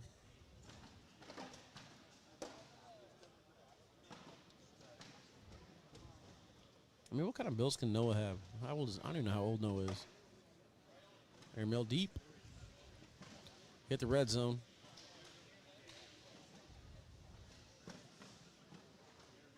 I saw some comments earlier about the blue tape.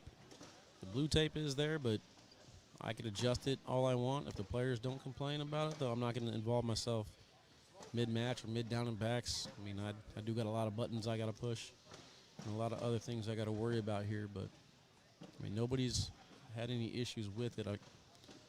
It might just look a little bit worse on the live feed. It doesn't really look like it's off by more than probably an eighth of an inch.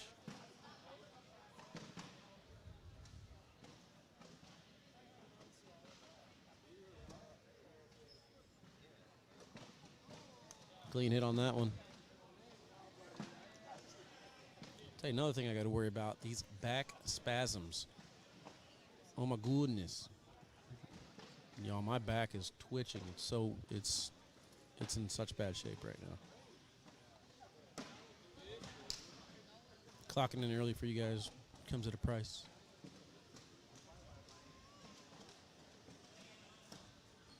I mean, is the live feed coming through blurry, guys?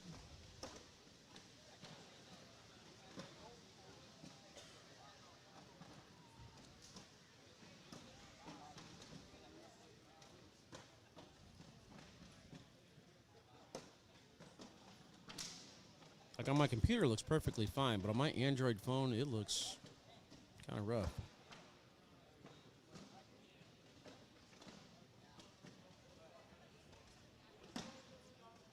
I know some of you guys watch it on your TV, so you might not be able to talk, but if you can hop in the chat real quick and let me know how it comes across on the TV. Just a touch blurry, but not terrible. Tim says yes. And then let me know how you guys are watching, too. Are you guys watching on Androids or iPhones or computers? It seemed to be an issue before. The iPhones might have came through a little bit clearer at Worlds. I don't know why that would be, though. I just feel like it's my phone. I got the Galaxy Z Fold. I mean, YouTube to me looks kind of blurry. I know there's somebody who said something one time about a setting. Go in there and change your settings. And it's supposed to come through perfectly clear, but I don't know what settings those would be on YouTube.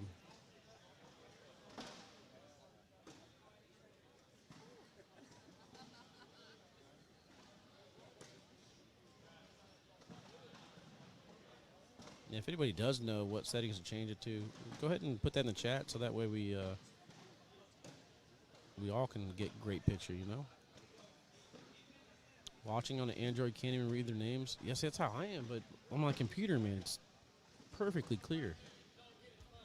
I'm connected to the same Wi-Fi on both devices. Chris Jones says he's watching. Fuzzy on the droid. Just know on Mark's side is blurry for Mike.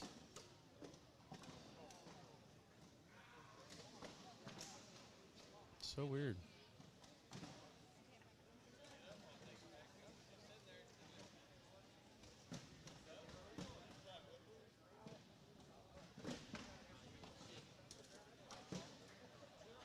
I feel like this side with Noah and Mark Richards is a little bit blurrier for me. But I'm not sure if that's just a lighting source coming in from outside that's making the camera that way. I don't know.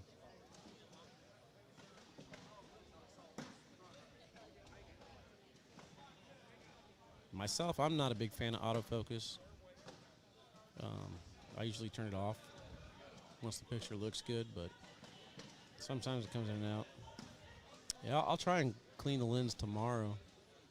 But I don't know. I don't know if that's necessarily it, though. I feel like it. I mean, the picture that I'm looking at on my monitor shows clear. Shows very, very clear.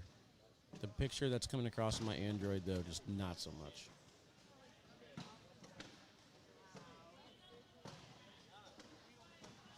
All right. Well, you guys can at least tell who's throwing what. You can see that Mark Richards had a nice collect on that far side.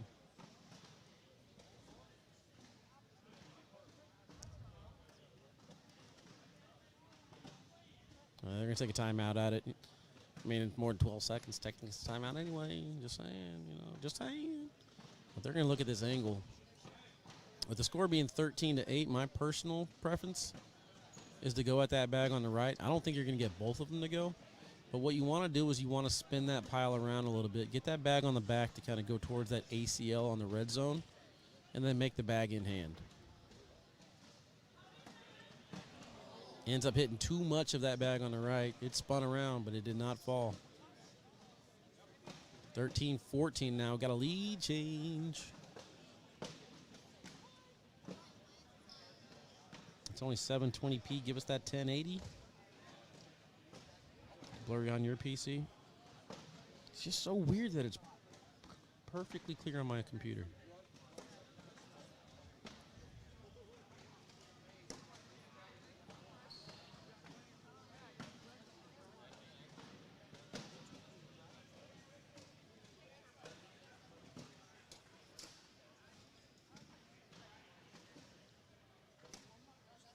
Cuts right next to it.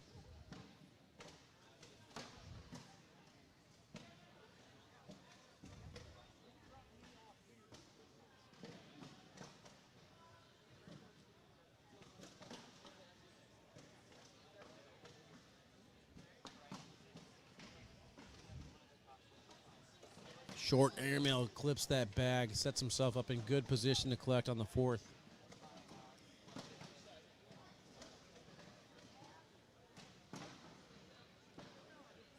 I believe he's got slick side in hand. He does. Gonna try and get 2 for 1 here. Rolls over the top, not terrible. Noah's got a chance to go airmail for 2, get a lead change. If not, Philip Lopez might get 1 if this goes off the back of the board. Oh, he's gonna end up getting 3 out of it. Just like that, scores 17-13.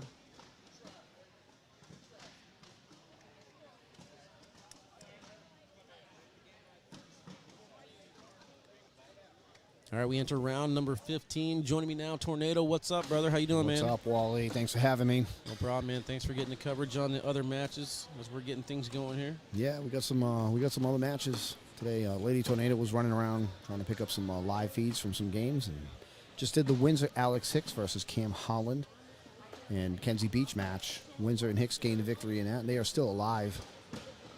We got a lot of good matches coming up right around the corner, including this one. Yeah, I think they might be holding that match with Brett Guy and Matt Guy and Alec and Ryan. Yep. I was just about to pick that up on my page too, and then they crushed it. And they're bringing it over here, so I think that's going to be the next match here. It's going to be Matt Guy, Brett Guy versus Ryan Whittingfield Good collect there from and Noah. Alec Rayon. Yeah, so that's going to put us down. We're down to the final 5. 1, 2, Yes, sir. 3, 4, 5 teams left. Let's go. It's kind of early, too. Yeah, it is early in the day. I like that they're going right. I mean, at first I was kind of, I don't like this, but I do like that they're going straight from rounders into bracket play. Yeah. Let's take a look at this collect one more time from Noah. Great job hitting it perfectly, getting all 3 bags. Amon's first shot is in. Yep. 18-17, Team Noah.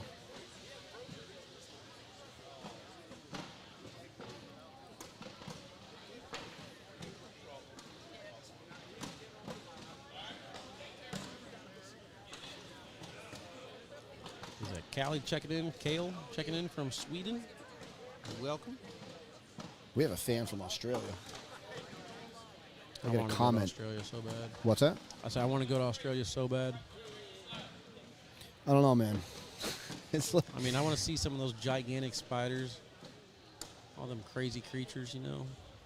If I'm going to go out, that'd be a nice way to go. I'm terrified. Michelle says, hey to Tornado. what's up, Michelle? Michelle Malou. Oh, yes. Good bag right there by Noah. What's up, Michelle? Michelle, I don't know if you're heading to Myrtle Beach on New Year's, but hopefully if you're going to be there, we will see you there because we are coming down for that one. We're going to be at Virginia Beach as well. We will not be out in California. 18-17, that round washed out at 10. Noah Wooten, first bag heading back the other way. It's a blocker down in the lane. Richard patient, taking his time. Gets in behind Wooten's bag.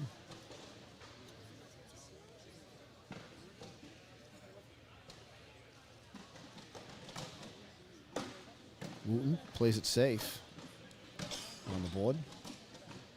Richard's possibly thinking about an airmail here. He's going to go up, and his bag lands on the board, back of the hole, sitting in dirty bag country. Right now, Noah thinking about a dirty bag and an airmail, and if he's really greedy, he can airmail, drag, and dirty bag. Going to go up, and Noah's off the back. His bag is hanging a little bit more in the hole Phil was telling Mark to go. Oh, they're going to take a timeout and talk about it now. No, Wooten, one bag off the back. Mark Richards still has 2 bags. The score of the round is even at 2. Score of the match is 18-17. Team Noah.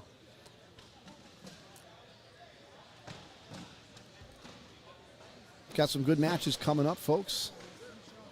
Who was sitting in the king? Oh, this is the king seat match, This right? is for the king This seat, is the yep. king seat match. All right. So whoever loses this is going to fall into the top of the losers bracket, and we'll have to face off against the winner of Alex Hicks and Ryan Windsor versus Matt and Brett Guy. Yeah, you're always kind of looking for that non-pro, the amateur that might be able to make a splash, but all players left here are pros. Is that all that's left? Is those 4 teams, or am I missing one? Ryan Windsor Hicks, Yep. Brett Guy, Matt Guy, Yep. Alec Ryan, and Ryan Wiedenfeld, and then these 2 here. Okay, I missed one. So all 10 players remaining Ooh. are pros. Helps Noah Richards. Yeah. Knocked Noah's bag in and went off. out. I'm calling the N1 here. Yeah, Noah is definitely chasing this. He can dirty bag that. It might be game.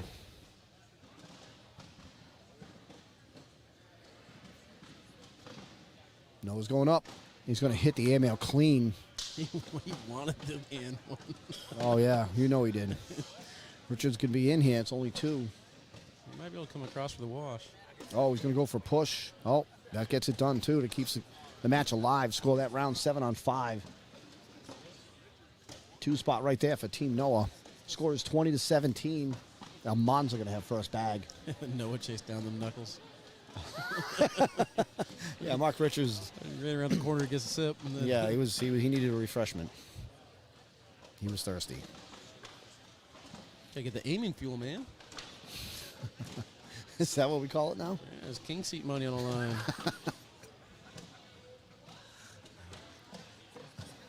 Thought you only got 1 timeout in doubles. It is 3 timeouts this season. I thought it was 4. 4 in doubles, 3 in singles. Yes, sir. Phil maybe going for an airmail here. Can't miss. He did. Noah Almanza just has to be 1 point better right now.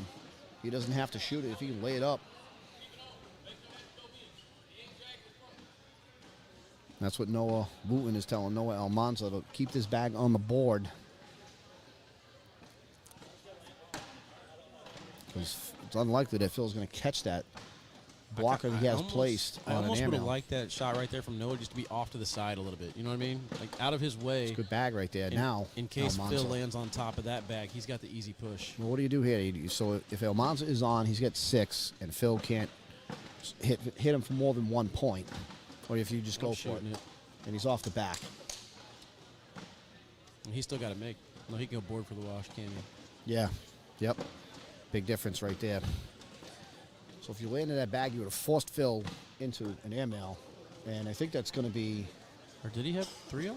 I don't know what's going on. No, I think it was 6-on-5 right there. Phil knocked one of his So- bags in, and they're going to get 1. So I think it's 20-18 right now. I got you. 6 on 5, yeah. Yeah, Phil wins the round by 1, 6-on-5, 2018.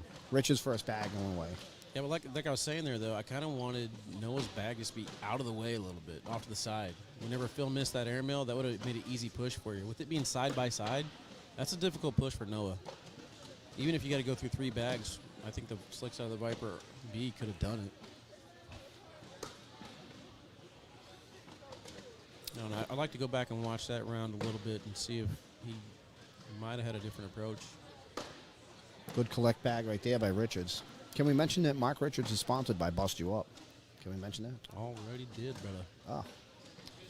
When the outfit's on Uh-oh. fleek, you got to make sure that people know where to get it. Bust You Up has some amazing gear. They're going to be sending us some gear very soon. Noah's staying inside. He's got to collect this bag. He can't give up 4.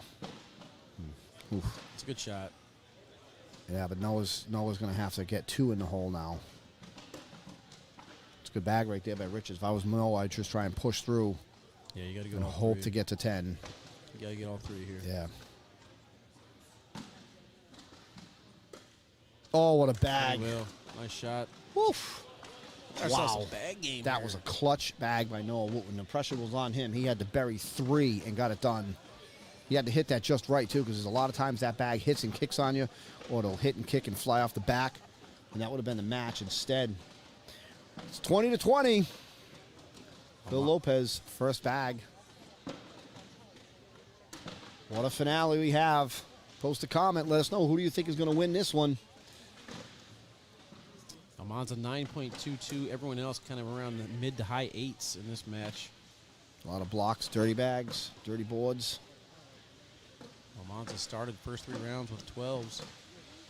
Now we're getting to the strategic part of the game. Slick side there from Phil Lopez Lopez's on bag bags 2. have position on Noah Almanza right now. Noah has to get this bag back in the lane and get it in. Great bag right there by Noah Almanza. What a collect shot that was. Let's talk about this crowd real quick, man. Look at We this have- crowd for doubles. Yeah, probably 100 or more people around us watching us right now. How many times have you ever played cornhole, right, where you hit that big bag, right? You get 3 out of 4 right in that one bag. Just drives you insane, right?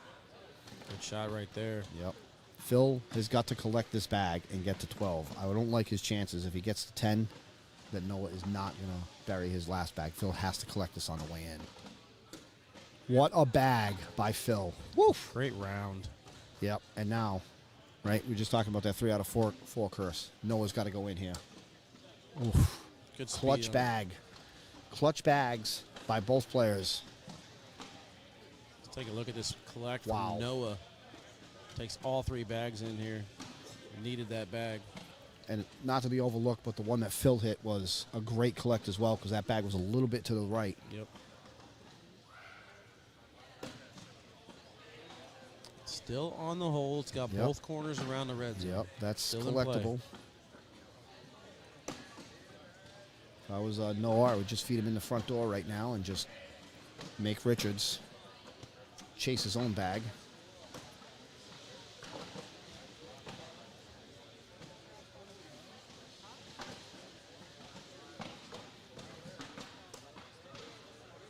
Too far to the Interesting. left. Interesting.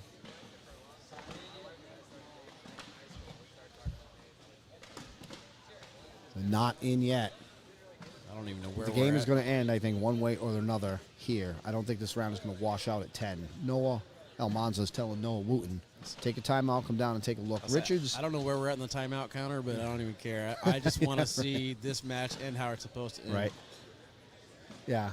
This is yeah. definitely a situation where we want to take a look at it. Yeah. Game this tight. I mean, you're fighting for the king seat. You're tied at 20. Noah's going to bag in. Richards has 3 bags pinned against each other sitting in the hole. I don't know. Tough spot here for Noah. Obviously, I think you want to block in behind, but it's a tough spot. Because if you push him in and you hand the points over to him and gets in behind. All right, so Noah is showing 2 right now. Richard's going to take a timeout. I mean, not much really changed from the last bag other than the one bag is out in front. They just went down and looked at it. Just 3 bags that were pinned in the hole. Noah landed a blocker out in front. There's still 3 bags pinned in the hole. I think Noah wanted that a little bit higher, and if that block got higher, the shot from Mark is probably definitely just kind of pushed to make them all fall down. Well, Noah has to think that he has to get to 10 because if Richards, I mean Richards could get to 12 really, but will Noah even need to shoot another bag? Yep, Can Mark this is knock it these right in? here.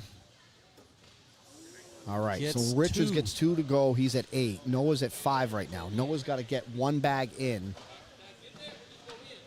Noah's actually got a chance to win this game.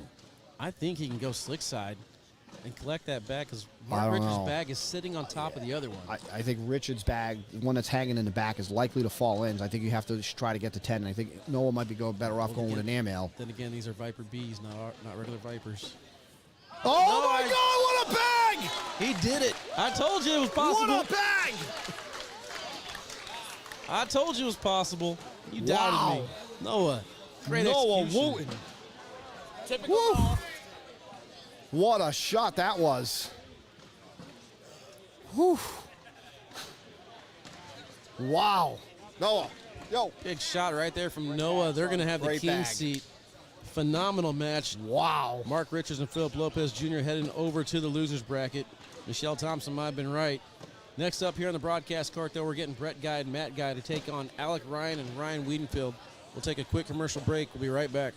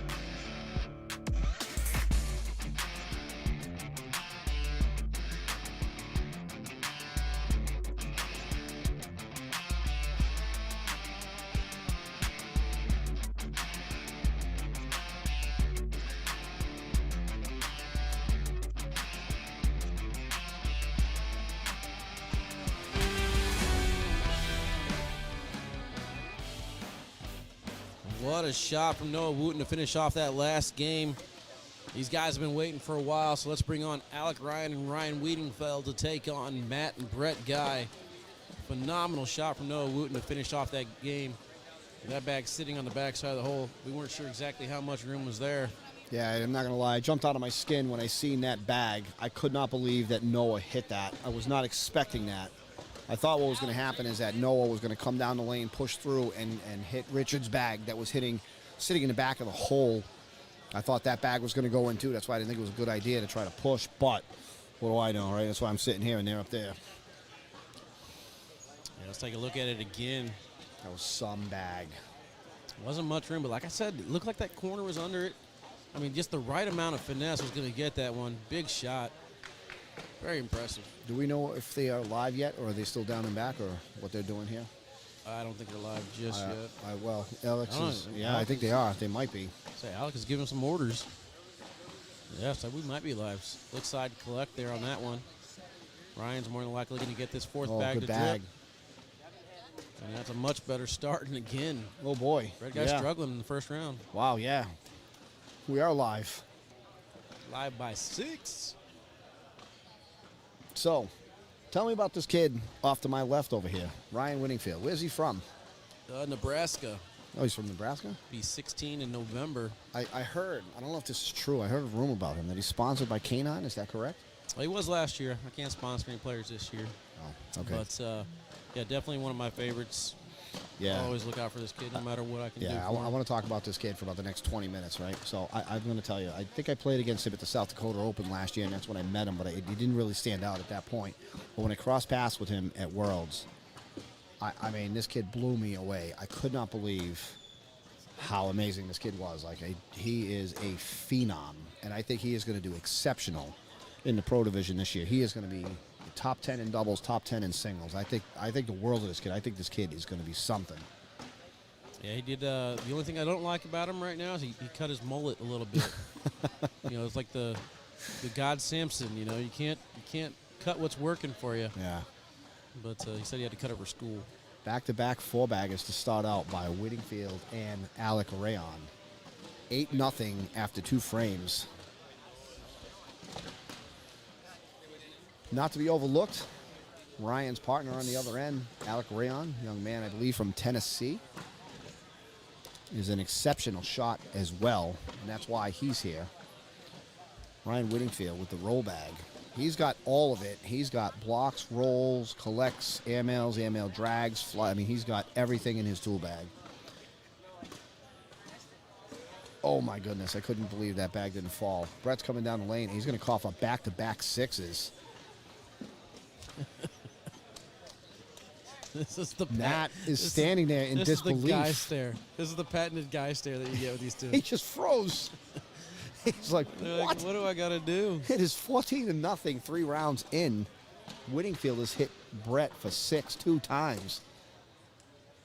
Not sure anybody can read the score. It's 14-0. Yeah, we'll try and update it. I'm not going to lie. I don't understand why it's coming through blurry on my phone and clear on my computer. And some people are saying they have different reactions. So I'm not sure exactly what the disconnect is. But we will definitely do good. I seen Trey Ryder post a comment that he's not a fan of Facebook. Is that true? Yeah, Facebook. Well, I mean, there's a brand new video game that came out, like very popular Modern Warfare video game. Yep. And I imagine every streamer in the world is streaming that on Facebook. So I feel like that's why we had connectivity issues yesterday. Because YouTube was perfect. Yep. But yeah, like I said, I seen him post a comment that he was not a fan. Yeah, but I mean, that's the thing is people in the chat, you guys got to realize there's so many different ways to watch ACL Open events now. You got the ACL Digital Network, Facebook page, YouTube, as well as ACL TV. So plenty of avenues to get your coverage. Alec tries the roll bag on his last one. His bag rolled into the pile and kicked left on him. Matt got a couple options here. You can go try to collect or just shred out airmail. That's going up. And he's going to go in. I think he's going to get 2 that time. I can't tell if he dragged. No, he didn't. I couldn't tell from where I'm sitting if he dragged Alec's bag in or not. Score that round 10-8. Score here is 14-2. And one thing about Ryan Wiedenfeld's throw, too, whether he's throwing the airmail, the roll, the push, they all look the same coming out of his hand, kind of like a great major league pitcher. You know what I mean? Yep. It doesn't really require much more effort to get that slight movement out of it. He's Yeah, a step thrower. he is a quiet kid. He didn't say 2 words, but boy, on the boards, he is an assassin. Hey, good roll from Brett. Yes. Oh, great bag right Ryan. there by Ryan. Collect and left his blocker center of the lane. He can collect that bag and get to 12 for the 3rd time to start this one. Whenever I reached out to him to sponsor him last year, I was like, hey, I want to sponsor you. I want to see what you got He going can on. hit for 4 if you get this bag in. He's off the back. He's going to get 1. I said, do you have any sponsors? He's no. I said, hey, would you like to be, a K9 sponsored player? Yeah, that'd be cool. All right, man. Yeah, if this young welcome man to the does- team. If this young man does not have enough sponsors yet, I don't know if he does or not, but He's growing in the yeah, game. if man. you're a sponsor out there and you are looking for results in high-end talent, you want to reach out to this kid because this kid is going to be something. Rich checking in the chat says, let's go, Ryan and Alex. What up, Rich? How you doing, brother? Not really rooting for anybody in this match, but I'm going to tell you that I'm so impressed with Ryan, just the way he carries himself and how his game, how he plays. He's just fantastic. Fantastic to watch. You know who he reminds me of is his game and the way he plays. He reminds me of Tony Smith. Ooh.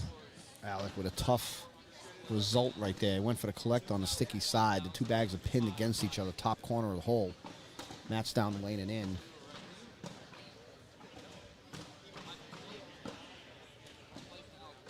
Alec going to go for a slide side collect here. Nope, sticky. Oh, sticky side. Yep, Yeah, just sticky wanted to go slide shot. And his bags are still pinned against each other, top corner of the hole. Matt can sneak in the front door here for 4. And he gets the job done. Let's go that round 12 on 8. Matt and Brett strike for 4. Score here 15-6. So I What do believe Alec Ryan and Ryan Wiedenfeld, Brett Guy and Matt Guy. I think this is and 4th place. They right? were both on. fifth? This is for 5th. This is 5th. They were okay. both on Bernie and Trey's list of what order they're going to finish, right? The top 5. This is I don't what know, order I they're don't- going to finish. I don't remember seeing it. Yeah, so anytime they say, look out for this player, they're telling you guys what order they're going to finish. Whittingfield takes it all. You can get 3 here. Well, he tried to. His Two bag by the hit and left. kicked. Yeah, he knocked a couple bags. I think the round could still wash out at 9 here. Whittingfield's got to collect this bag to wash it out. And he's going to be off to the right on his last bag. I think Brett's going to strike for 2. He Yeah, makes it does. 15-8. Yep. Score that round 9-7. Score here 15-8. Matt going to have control of the board. Talk to me, Wally. How long of a ride was it for you in here? 10-minute ride to the airport, and then like 5 hours of flight. It would have been a 5-hour drive, but I think I'm overdriving, man. Until I get myself a better vehicle, I'm not going to risk driving anywhere. We flew into Chicago's O'Hara, and then we took a 3-hour ride across the state. Yeah, they had me go from Kansas City down to Dallas, and then up here. Helps when you have Tony Smith and you're on the same plane and from the same airport. And Lady Tornado had his mother as a partner here for the Open, so we all traveled together. But we ended up at we found ourselves at Ryan Windsor's house the other day. It's not too far from here. It's good. Oh, sorry. We had- Wrong camera angle, guys. My bad. Here we go. We had a great time at the Windsor Palace. Trey Ryder's going to kill me. What'd I do? Oh, talking about, they finished in that order? Yeah. It's a running joke on that show, ACL Live on Mondays. They do like a bracket breakdown. Good shot on bag the top right there from by Matt. Matt, yeah. That guy's on fire these last couple rounds. And they always do the top 5 players, Oh. top 5 teams to watch. And they specifically say over and over again, this is not what order they're going to finish in. These are just teams I want to watch. And, of course, since these 2 teams were in it, I had to kind of poke fun at that. It is now 15-13. What was a big lead a moment ago Joey Boggs, what up, bro? is Watching not so big the right 5th now. place match here. Sticky side into the pile. Good roll bag. Great roll bag by Ryan.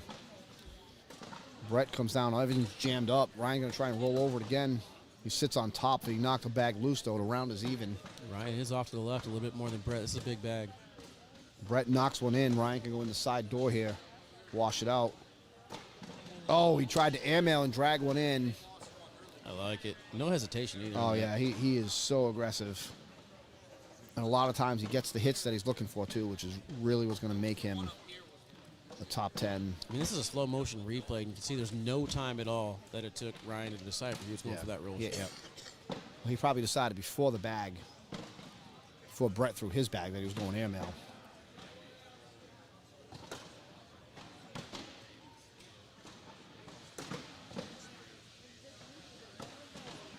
What are they throwing? Are they throwing BGs or are they throwing kill shots? Because I know that BG Vikings. BG? I believe these are the throwdown version.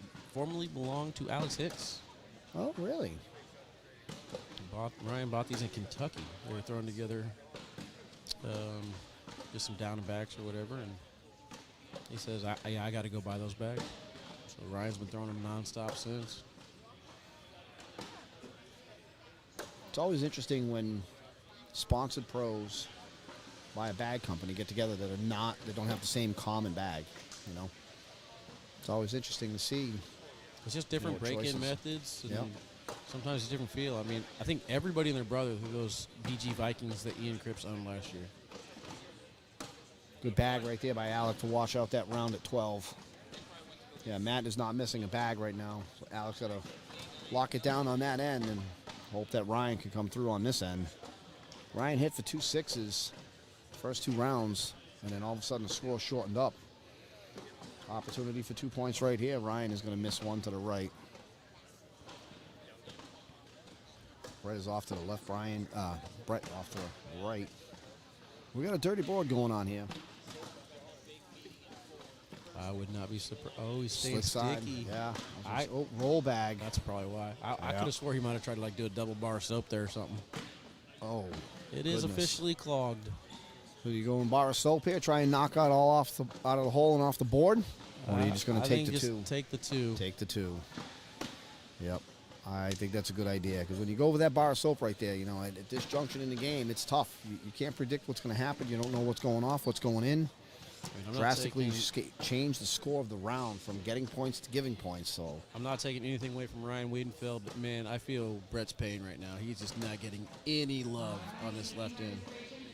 Currently throwing a 6.83 PPR against Ryan's 9. Matt Guy holding it together though with an 11.2. oh goodness. Alex pretty much just got to go bag for bag with Matt and get him back to Ryan and hope that Ryan can win on that end.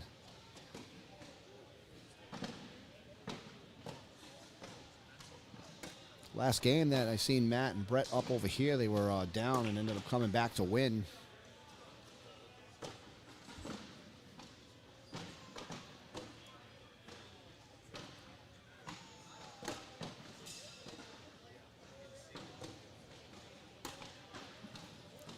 Round right there by Alec. Can't lose any points here. Matt's going to go in. Oof. Matt's going to get it done. Matt is a machine. This man doesn't miss. Winner of this match will take on Ryan Windsor and Alex Hicks. After that, Philip Lopez Jr. and Mark Richards. And then Noah Almanza and Noah Wooten sitting in the king seat. Goodness gracious, we got some good ones coming up.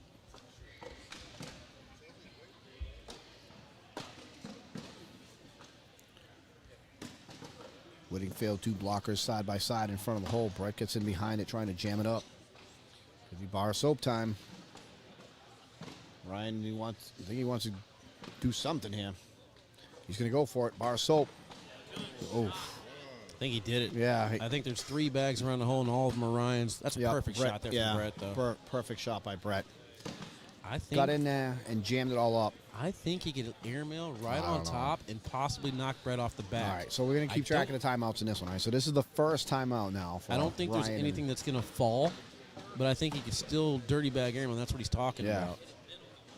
Because the hole's clogged. Nothing's going to fall. Right. He doesn't have to worry about Brett knocking into more bags because he's got 3 in the hole. Right. So Brett's final shot's going to be bored no matter what. For all you strategists out there, right, if you ever get in a situation where you know you can't get a bag in, right, I think the next thing down the line to look at is, can you dirty bag your opponent and knock one of their bags off to get a point? Because this round's going to wash up. If you can get a point out of this round, it would benefit you, right? Alec So that's Ryan just something to keep in called mind for our Ryan cornhole players Wiedenfeld out off there. of a dirty bag in one to win the, or not to win, to stay in the game. Let's see what he talked him out of this time. Oh, he's off the back He with did, it. He did exactly that. Brett can just land and wash it out here. See, I mean, that's the shot, though, because it's worth the risk because Yeah. you off the board like that, 3-on-3. Good thing it was all jammed up. So when Brett landed that last bag, everything shifted in the hole a little bit. Nothing fell in, but it moved. All right, 17-13, Ryan and Alec. He didn't miss over that by Team much. Guy. No, he didn't.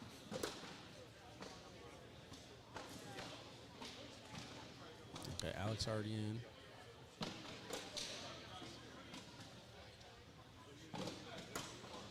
I don't know how many rounds this has gone, but I'm willing to bet that Matt has probably not missed 2 bags in this game.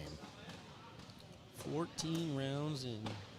Well, Matt's probably shot 7 times. And he's missed 2. He's missed 2. 2 bags the entire match. It must have been early because he's been on fire every round since. Yeah. Alec with another 4-bagger. I believe it's a 10, 10, 12, 12, 12, 12 so far. First 2 rounds. 10, 10, and then 12, 12, 12, 12, 12, 12, 12, 12. Another one. Yeah, we're locked up here at 17-13. Sounds like a good football score. Speaking of football, it's an NFL Sunday tomorrow. You got any predictions, Wally? Or how about a prediction on the World Series? Do you like the Phillies or the Astros? Who are you taking? I don't really care either way, but I guess I got more Philly friends than I got Astros fans, so I guess we'll go that route.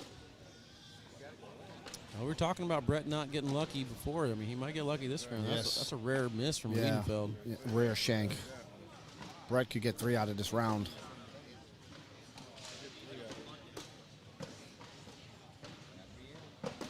Brett's going to take 3. Somebody finally scores. There's been no scoring for I don't know how many rounds in a row. 17-16. Alec and Ryan with the lead. Team Guy on the comeback. They were down big in this one and have gotten back to within 1.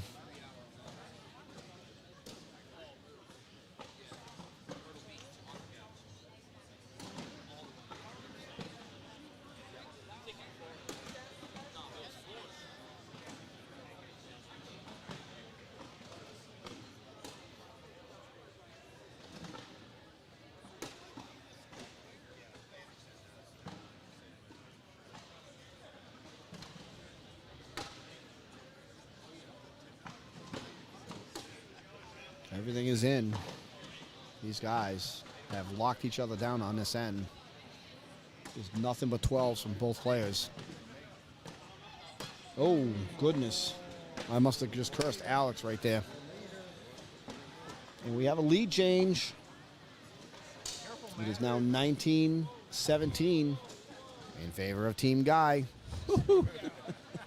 That guy about fell through the backdrop over there. Oh my gosh, that would have been bad. Round 17, Matt Guy throws lights out. Yeah, man, a little roll back coming up here. Oh, Whittingfield went for the roll. His bag rolled over, sitting in the top corner. He can still catch it on an air mail.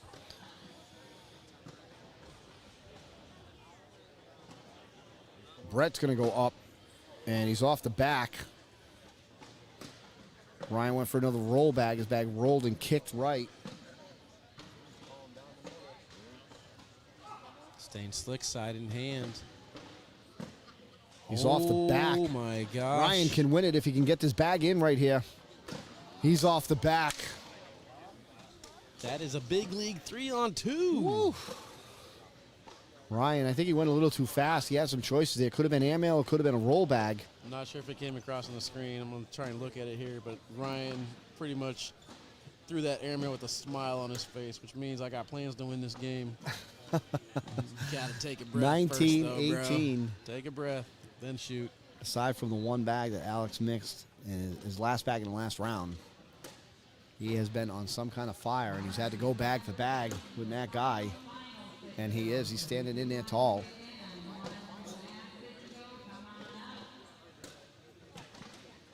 We're going to have another all-in round here.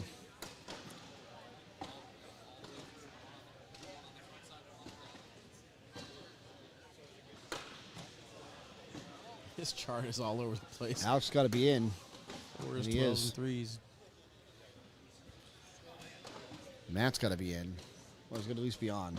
All right, 1, 2, Washed out the round at 12. 3, That's another social. 4, 5, 6, 7 rounds in a row. Matt's made every bag. He's at 28 in a row. 28. 28 in a row. I mean, not that Alec is doing bad. I mean, other than that one miss he had in the last bag in the last round. 2 rounds ago now, but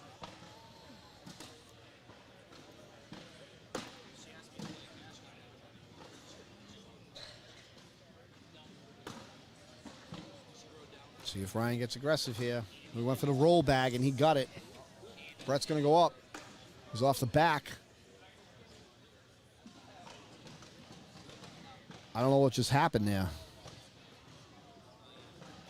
Ryan and Alec end up winning the game. I lost track of the points there for a second. I blinked an eye. I don't even know what happened or how that happened. Oh, Ryan hit a good roll shot. Brett went up for the airmail, misses it off the back of the board.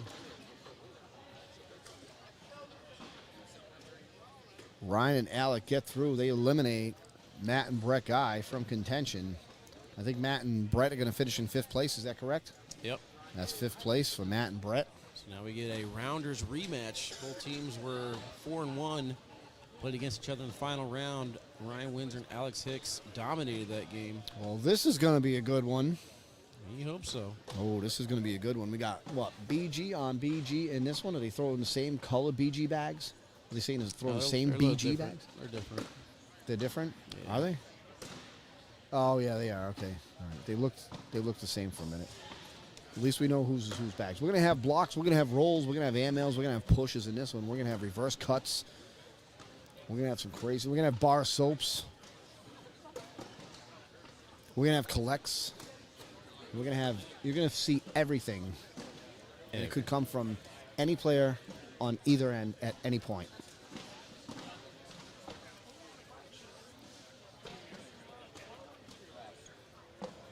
Post a comment, folks.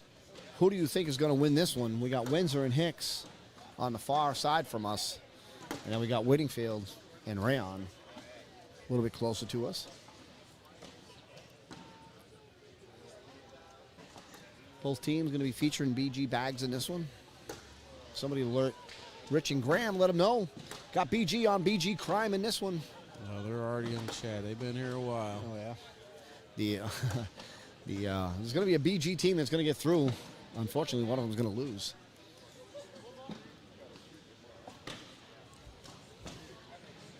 So winner of this is going to face Mark Richards and Phil Lopez.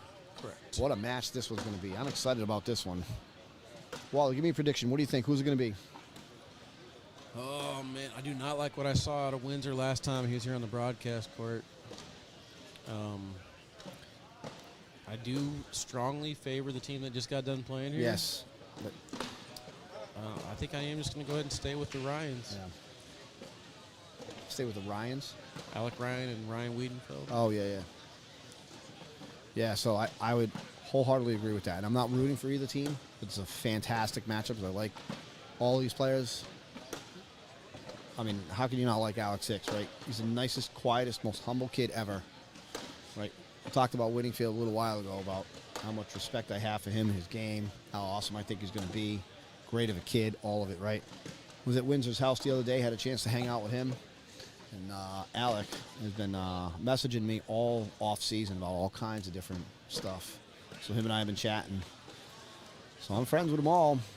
All right, here we go. Yeah, we've gone down and back.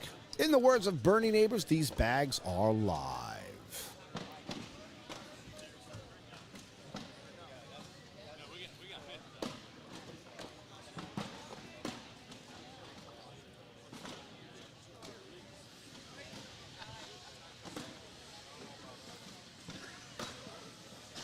Whittingfield with the roll bag over Hicks's blocker. Hicks, see what he does here.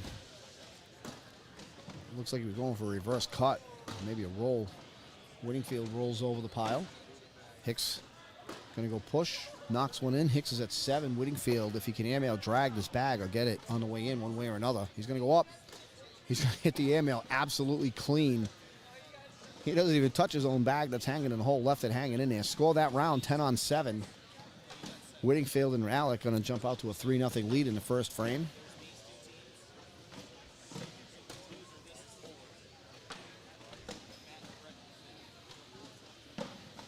Liana picking Windsor. Windsor and Hicks going to be a team to watch this year. There's some really dynamic teams in the pro division this year.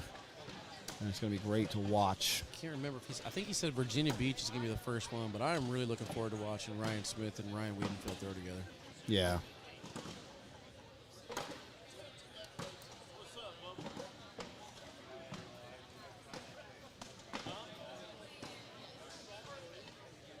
What happened there? Was that a wash? I can't see the scoreboard. Looks like it's 3-2. 3. All right. So Ryan got 2 points out of that.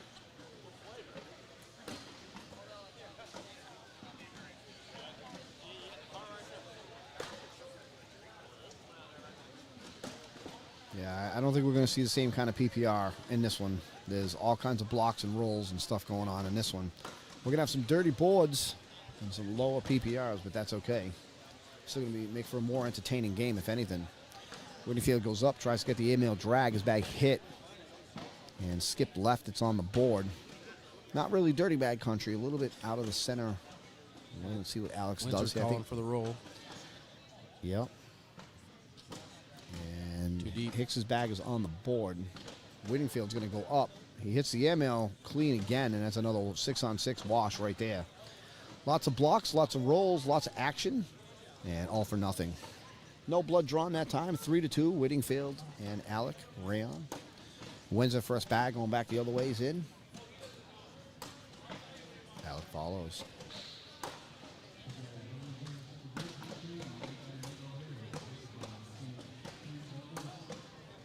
Windsor with a bag short and to the right. Alex trying to get 2 here. Windsor tried to collect his bag. He used it as a bumper, got his last bag to go in, and Alec is going to take 2. Score that one 12-on-10. 5-2. Ryan Whittingfield and Alec Rayon. Again, down to the final 4 teams. Blocker. Roll bag coming up here. Nope. Alex tried to get a block down his bag, hit and kick left. Whittingfield replaces his blocker, leaving him sitting in the hole. Hicks with a blocker. Whittingfield tried to roll his bag stuck on him. Yeah, he doesn't seem like he was that happy. I Yep. think he wanted to go in, but I think that bag's in great position now. He's in good position to score. Alex with a roll bag. His bag didn't land where it wanted it to. I Whittingfield's like off the roll. the back. I with like an the airmail. roll there. He already has one in. I think roll was the play. Yeah, Ryan is telling Alex to roll it. Goodness. We just Whittingfield call that gets round one? 5-on-4. And Whittingfield gets 1. That happened to Alex Hicks in the last game that we went live for. We had him and Windsor against Cam Holland and Kenzie Beach. Alex was going for a collect bag, and it popped up, and it just sat in the hole. He should have gotten 3. Instead, he gave up 1.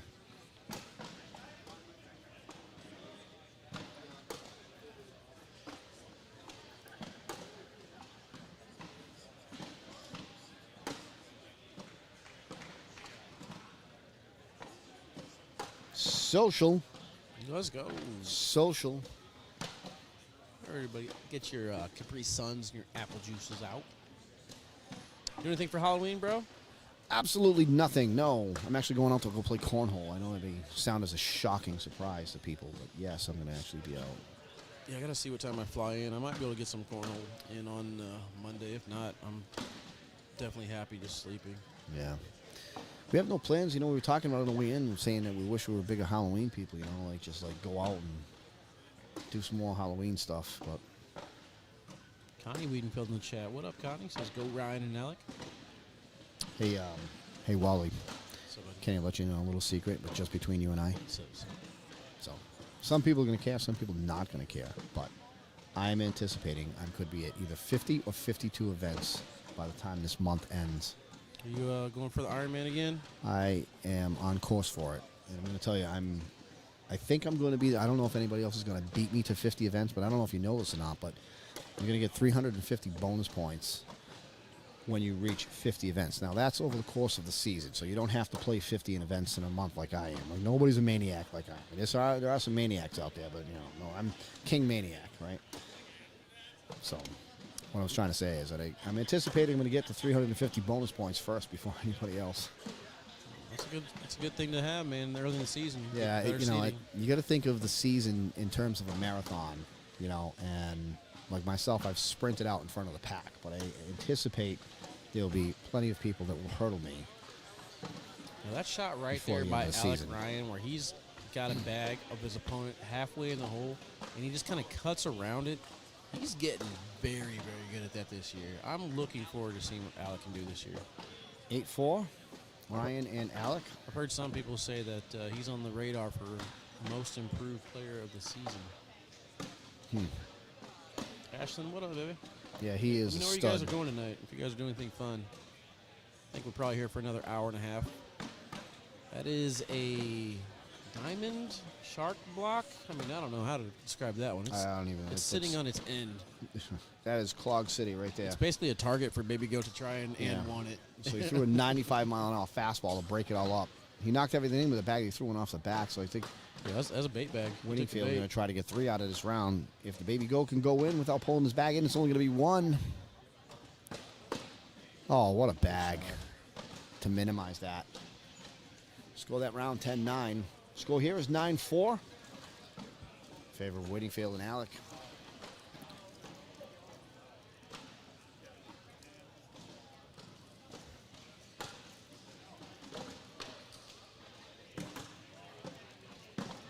Let's see. I don't see Mark and Phil anywhere. They might be warming up somewhere.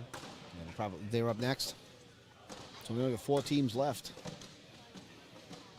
In case you're just joining us, Noah Almanza in the King's seat. We're waiting for somebody to come through to lose his bracket. The 4 teams we have left are the 2 that you see right here. Hicks and Windsor versus Waitingfield and Rayon. Winner of this is going to face off against Mark Richards and Phil Lopez. What a match the winner's bracket was. Tied at 20. Noah Wooten hit the game-winning bag. What an amazing shot it was. If you missed it, goodness, you got to go back and find it and catch it. TikTok worthy, for sure.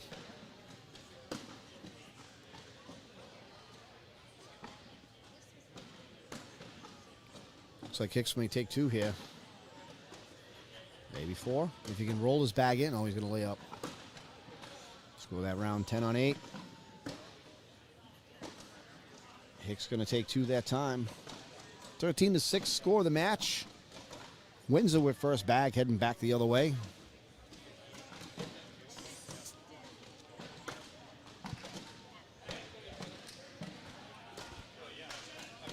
Appreciate you joining me, Tornado, and carrying me through this live feed, man. Yeah, I don't know if you were on when I said it earlier, but my back is having spasms, man. I was not on. I did not hear that. I did not know. It's just painful. I always appreciate when you let me jump in and do some Yes, commentary, especially for the premium matches. We got some real. Oh, what a bag by Windsor! 3-bag flush right there. Windsor needed that round. He was starting to get a Yeah. little defeated. Yep, he needed to win a round. He did.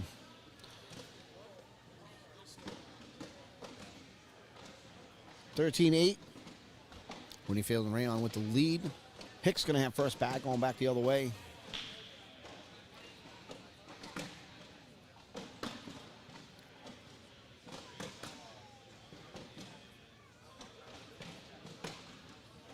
I don't even see Mark and Phil anywhere around. Yeah, they can't. I mean, They're usually always on the oh, what boards. a roll bag by Whittingfield. Great roll bag.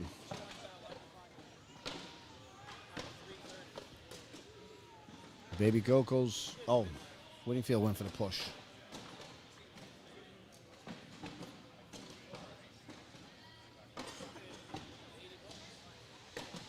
Baby Goat going up. And he's going to try to jam up the pile. All right. I think this is going to be the first time out in this one. Whittingfield's going to take a timeout. He's going to come down and take a look. Alec is telling him to bar soap it at an angle.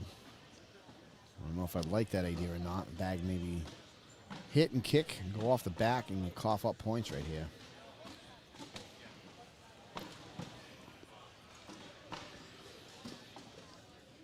Let's see. TJ says, enjoying the coverage. You guys are a great combo. Compliment each other nicely. Thanks so much. No problem. Ooh. Yay. Well, that was about an 85-mile-an-hour changeup down the pipe. That was ball outside. That bag missed. Oh my goodness! Somehow they got 5 out of that. I couldn't tell whose bags were whose. They're both BG bags, but the color on them is very close. Oh goodness! Alec nosedives a bag in front of the board. I guess the Windsor. Well, looks like I thought somebody was going to grab it. Nobody wants to. Anyways, we're tied at 13. And it could be 16-13 here in a second if Windsor can four-bag. As long as Alec doesn't miss another. Windsor sitting back of the hole. Well, it's going to be 16-13. He's lucky that bag by Windsor didn't fall. Only giving think- up 3. Yeah, I think the longer Hicks and Windsor play, the hotter they're getting. And just like in the last match, Whittingfield and Rayon had a big lead. And then they fell behind. Eventually, they ended up pulling it out. And they had the lead in this one, and it has evaporated. And now Windsor and Hicks with the lead. Good roll roll. bag right there by Whittingfield. And takes position away from Alex. Alex just knocks it all in, leaving a block behind. Whittingfield takes it in on the way in. I'm not going to lie. The way that board was set up, there's no way I think they'd be throwing their 4th bags at an open board. Yeah, I did not That had think a so muddy round written all over it. yeah. Instead, it ends up being a social. Yeah. Alex just went for the push and knocked 3 bags in. Now, if I throw that bag, my bag's kicking way off the side or something. I'm not even Right. coming close. Yeah.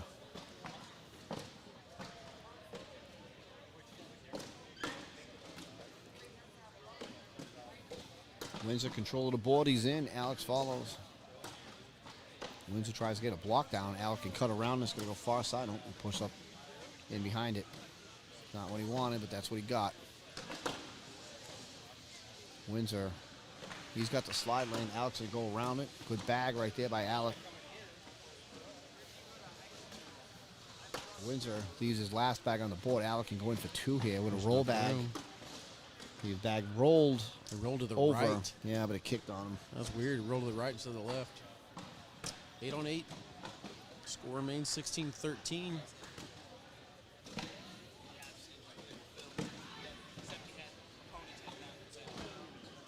Round 17, Baby Goat with first shot, sitting on the left side of the hole. And here comes the drama. Baby Goat staying sticky side here. This might be an ugly round.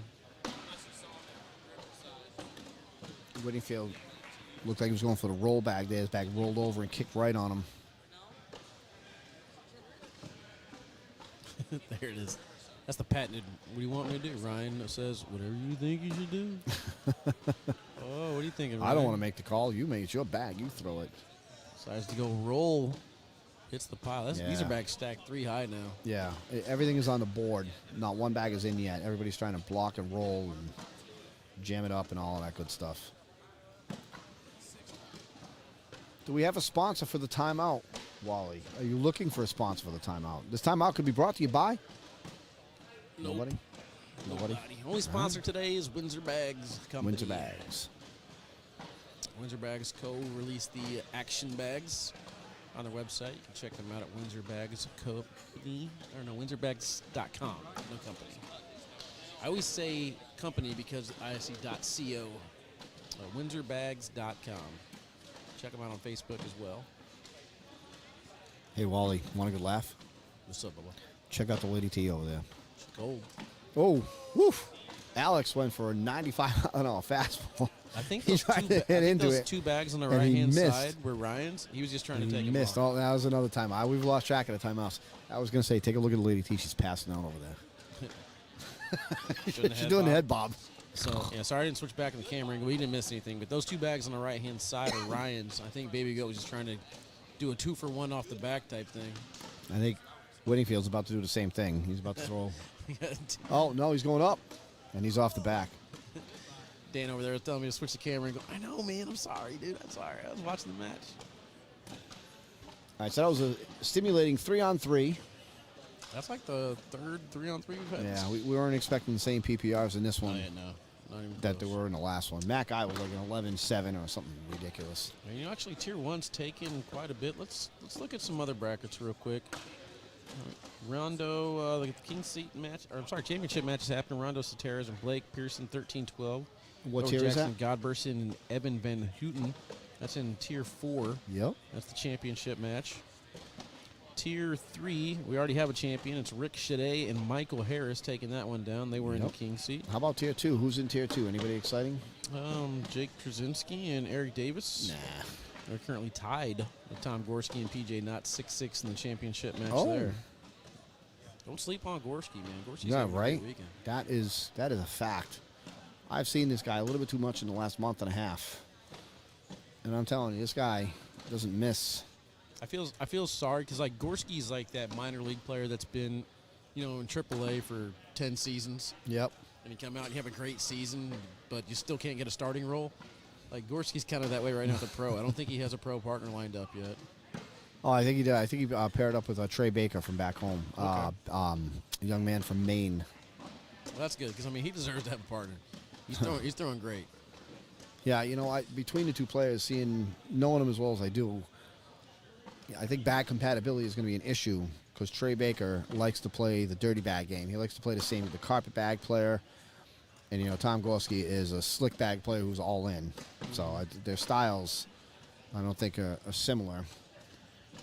I don't know how it's going to work for them, but we'll see. They don't have a bag sponsor, I don't think, do they? Well, I haven't talked to either one of us. I don't know. Yeah, I don't think they do. So they can pretty much throw whatever they want and play around with it. Yeah.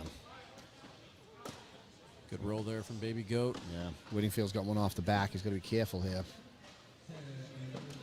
Alex strikes for 5. This could be game. 16-15. Ryan Windsor and Yeah. Alex Hicks in the lead.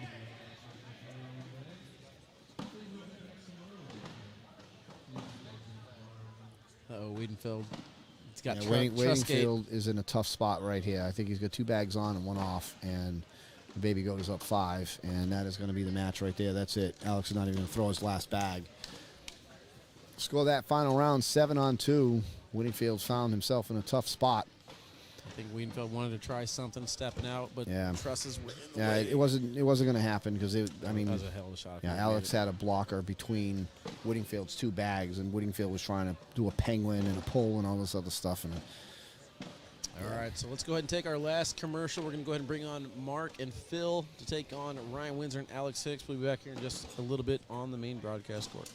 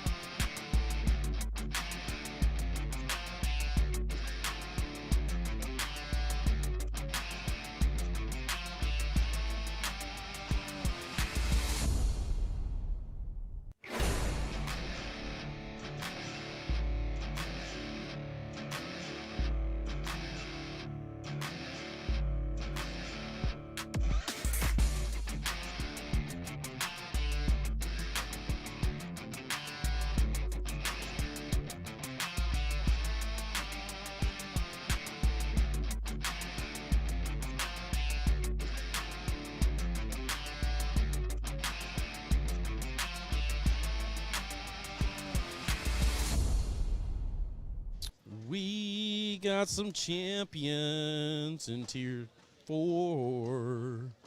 Rondo Santeras and Blake Pearson take down the Tier 4 championship. Let's go ahead and take a look at Tier 3. That match still going on. Tom Gorski and PJ Knott in the lead, 14-11 over Eric Davis and Jake Trzynski in Tier 2. championship match on deck. But first, we got Ryan Windsor and Alex Hicks taking on Philip Lopez Jr. and Mark Richards here in Tier 1, Tornado. What a match we have in front of us. I mean, when these guys play each other in the Pro Division, it's going to be something. I mean, we don't have to. It doesn't have to be a Pro Division match here right now. They are all four of them are ACL pros, and what a match! We got some of the best of the best. So it looks like they adjusted the court down here by Philip Lopez Jr. and Baby Goat. But it does look like the right side needs to be adjusted as well. They're just going to play on it, though. So our theory in the last game backfired on us, right? And I asked you for a prediction, like tell me who you think was going to win, right? And you went with the hot hand. You went with the team that just played. And the longer the game went on, the hotter that Hicks and Windsor got. Now, we have the same sort of a thing here, right, where Hicks and Windsor just played, but you got Phil Lopez and you got Mark Richards, who've been sitting for a minute, right? These guys won, I don't know how many pro nationals last year. I think they were on TV or in the finals just about every single time. Yeah, but the season didn't start that way, man. Nobody saw it coming, really.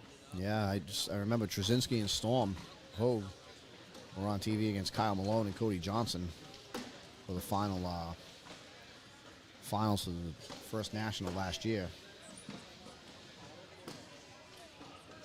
The rest of them, I think, were Matt Guy and Jamie Graham versus Mark Richards and Phil Lopez. All right, so we got about 700 viewers right now. We're starting things off on the right-hand side. If you guys have a favorite cornhole group, make sure you share it to that cornhole group. Hit the thumbs up. Hit the shares. Get your favorite cornhole groups in here. We are underway. Losers Bracket Championship match. Mark Richards rocking the Bust You Up cornhole gear. Ryan Windsor rocking the Baby Goat attire. Alex Hicks in the Spark Apparel t-shirt. And Philip Lopez Jr. in the Lucky Bags t-shirt. Yeah, we haven't mentioned bags yet. We got Lucky Bags on BG in this one. We got Mike Hennessy versus Rich and Graham. Snipers against Vikings. Live feed coverage brought to you this weekend by Windsor Bags Co. Again, check them out at windsorbags.com. You think Ryan's got another roll bag in him right here? It's going to be a tough roll. He's going to go over 3 bags. Oh, we threw a knuckleball. That didn't knuckle. Oh, boy. He looked really off balance Yeah. releasing that bag. Yeah. Rich is going to go up, and the round washes out. Gets away with Windsor it. gets away with that one. I mean, just look at Windsor right now. He is like beside himself. Tough break for Ryan right there. Would have gotten one if he had just landed his bag on the board. But he didn't knuckle. Shaking his head, he's like, I don't know. I said nobody saw it. It's fine. No, nobody's watching. Oh, only 1,000 people watching. Oh, is that what we got? 1,000 people right now? Yeah, I'm pretty sure. I like it. Do you think Phil Lopez is going to try to dirty bag Hicks, considering Hicks's bag is in dirty bag country right now? I do not. I don't think so either. He's A lot of pretty the much kids- focus on his own bag style lately, and it's working for him. A lot of the kids love to chase that bag. That extra point means the world to them. Well, they with that replay, man. Yeah.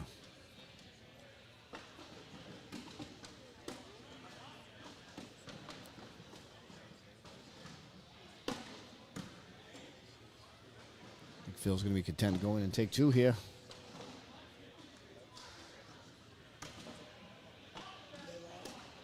And he's going to do exactly that.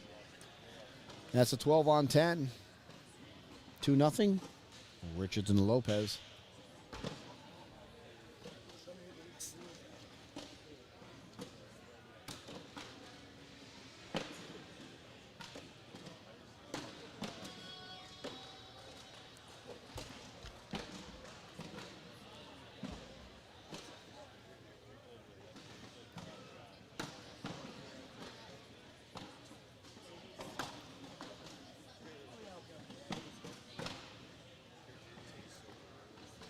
No Wooten and no Almanza sitting in the king's seat. I'm waiting the winner of this one. Had some really good matches from 5th place and down, even before then too, but Windsor started to wind up and then reset himself. He's going to bury his last bag. There's going to be a social. Good adjustment. I'm wondering if Windsor does that because he catches himself leaning forward. I was watching it, and that bag that he threw in front of the board almost looked like he was leaning, and his off balance when he threw it. That one kind of had the same makings of it. He reset himself. And good adjustment to go in with that final shot for Windsor. Wally, I'm going to ask you a question. Let's go. How many times are we going to get 12 on 12 washes in this one? Set the over and under. 3.5. 3.3.5? I'm gonna take the over on that one. There's gonna be more than 12 on 12. That was the first one. I would set that number like at 7.5. Nah, 3.5. It's only gonna happen 3 times. All right, we'll see if we can keep track of it.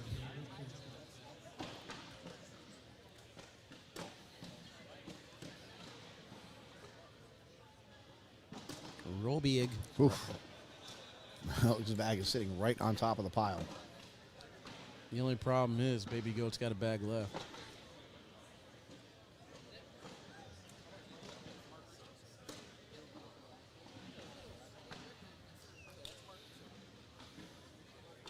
Alex looking at Windsor. Windsor's looking at the pile like it's a Rubik's Cube. He's like, I don't even know what to do with this thing right now.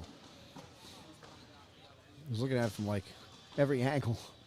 I think Baby Goat tells knows, Alex to Baby roll Goat it. knows what he wants to do. Baby Goat's first thought was to roll. And he hits the pile and a lot of nothing. It's a 4 on 4 Don't know wash. if they would have fallen, if he would have pushed the pile a little bit harder. I don't know. There's no way to tell. Score remains 2-0 in favor of Richards and Lopez.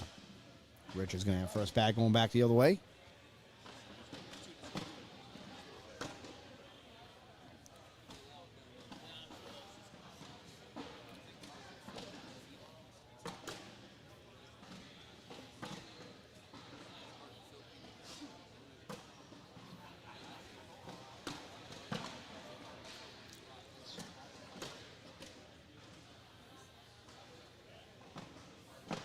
Blocker there from Windsor on his second bag. Richards pushing through. Windsor is in. Looks like another 12 on 12 wash coming here unless we get an unexpected miss from either one of them. Like that? Ooh. Like that guy? Yep. Windsor could go in for 2 here. Ooh, 12 on 10. I was expecting a 12 on 12. I'm not going to lie. Nah. All right, so we're 3.5. All right, you set the over under at 3.5. I set it at like 7.5. I think it's going to happen a lot. I think it's going to happen Dakota more on says that over end. 6. If they're going to play blocks and dirty bags, it's not going to happen too much on this end with Hicks and Phil.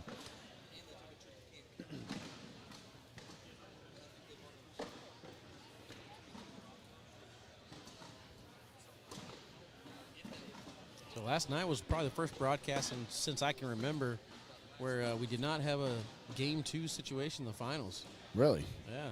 So, I'm So kinda somebody asked me who shocked. won the blind draw last night. I actually do not know. Noah Wooten, Ethan Walker. Oh. Defeated Ryan Windsor and Nico Morales. Oh, wow.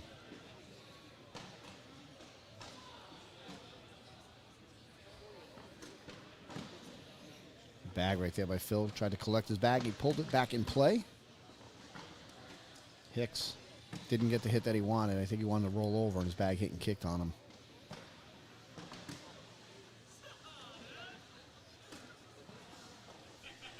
Phil's going to get 2 off of that. Score that round 12 on 10. 4-2. Pace of this one's a little bit slower than the last one. The last one, they were firing bags. Each player very patient, methodical. Speaking of which, if you watch Mark Richards a lot, you will notice that he does take his time. Very methodical. He thinks about everything that it is, what he wants to do. He never really plays from behind too much.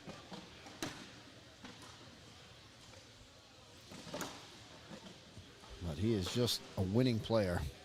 I don't know how else to say it. I mean, if you want to question his approach, anything, one of the top players in the country right now. There's no doubt about that.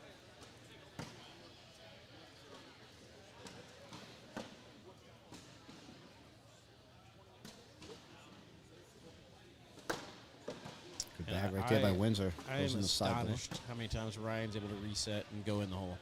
Yeah. That's one of my biggest downfalls. If something doesn't feel right, I always throw it anyway, and I always miss. We don't have a Keck over here with the play clock yet. Well, I don't think we need it. I mean, I'm not gonna lie. We should already be at 2 timeouts this game. You think so?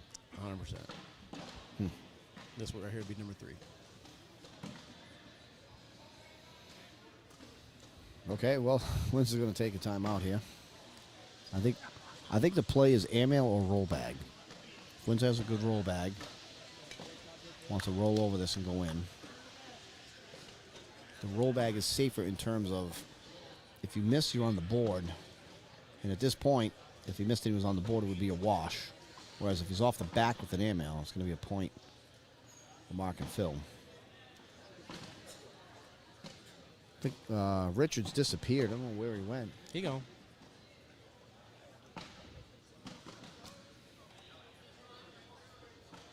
Windsor's going to go. Oh, what a bag. What a bag.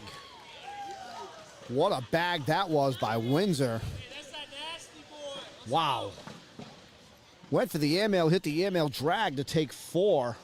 Score that one 12-on-8. I can't see the scoreboards. I don't know what it is. 6-4 Hicks and Windsor right now.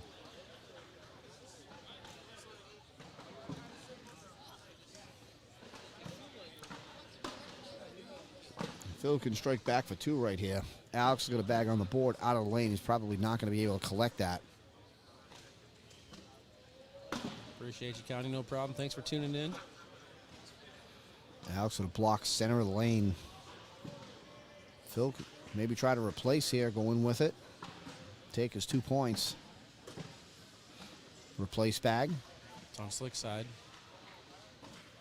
Hicks with a replace bag.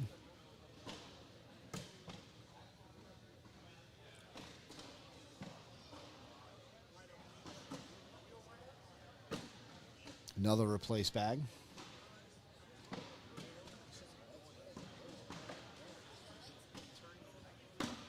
Hicks down the lane and in, collects Phil's bag, opens up the lane. Phil looking for 2. I thought the lights were kind of going in and out. I thought it was just me, but everyone else is saying it too. So. Yep, score that round 12-on-10. We're tied at 6. This match figures to be a long one. Yeah, the lights are definitely flickering inside the building. The power's going on and off. Power surge. You know, something's happening. It's not your imagination. It's not mine. It's real. I thought I had a little lady tornado thing going on where I was just kind of bobbing my head, falling asleep. Maybe that's why the lights She's started getting passing dim. out over there. She's exhausted. I don't know why we went to bed early last night. Got up. We got a good night's sleep. We got more. We get more sleep on the road than we do at home. At home, we never get home before midnight. Got ourselves Very a Tier rare. 2 champion, Jake Trzynski and Eric Davis take down Tier 2, defeating Tom Gorski and PJ Knott 22-14. I was hanging out with Jacob a little while ago when the brackets were about to come out. He came over to the table after his last game, and he was concerned that they weren't going to make Tier 1, and they didn't. And he was not a very happy camper at that moment. Decided to play it out, and they end up winning Tier 2. Jacob informing us the first time he's ever made it to Tier 2.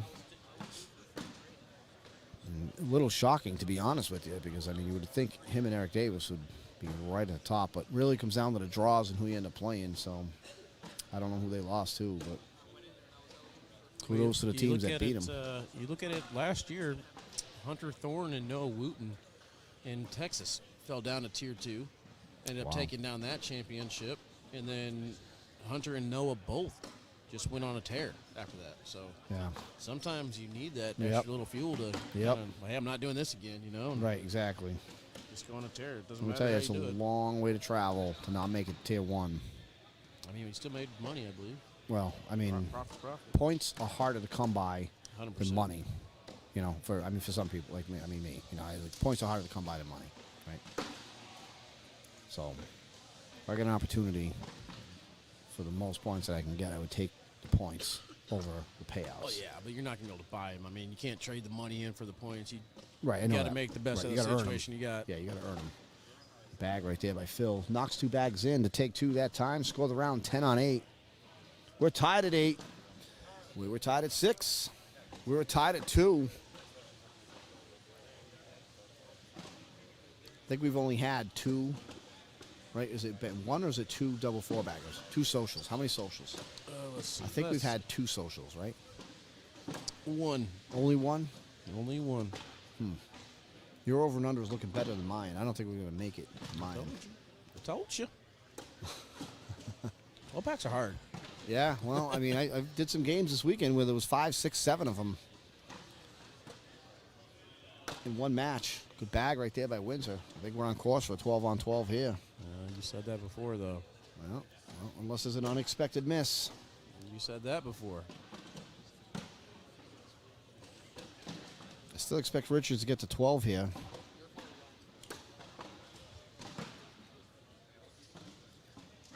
Richards, 2 bags pinned against each other, sitting in the hole. He's going to try to go up and airmail it.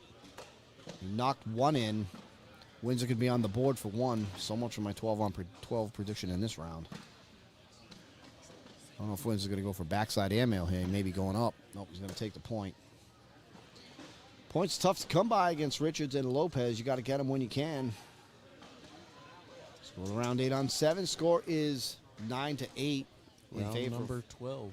Windsor and Hicks. Hicks going to have first bag. Going back the other way. Blocker is a little bit left. Phil's going to have room to bully this and go in or bully it and gain the lane with a block of his own. I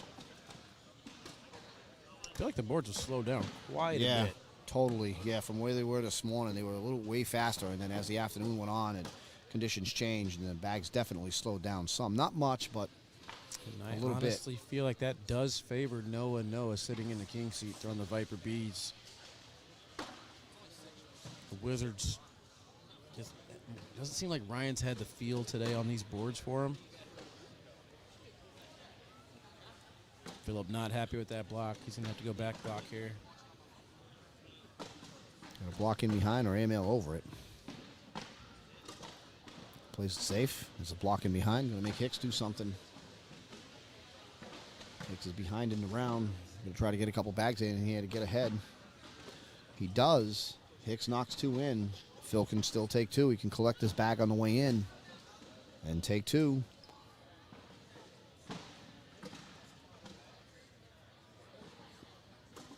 Good bag right there by Phil. That was good. Good collect. I'd say almost a foot, maybe a little less than a foot short of the hole. Went slide side, popped it up, 11 pulled it inches. in. 11 inches. 10 or 11 inches. Yep, just 11. My eyes can see. All right, score here is 10-9.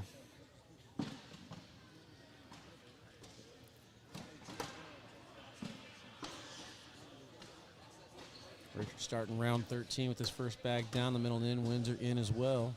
You want to go ahead and call a 12 on 12 here? We're on pace. We are.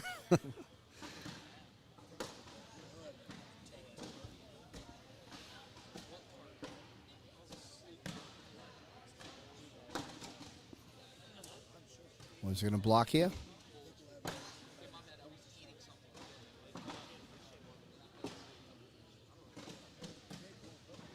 Nope. Your over-under is looking better than mine.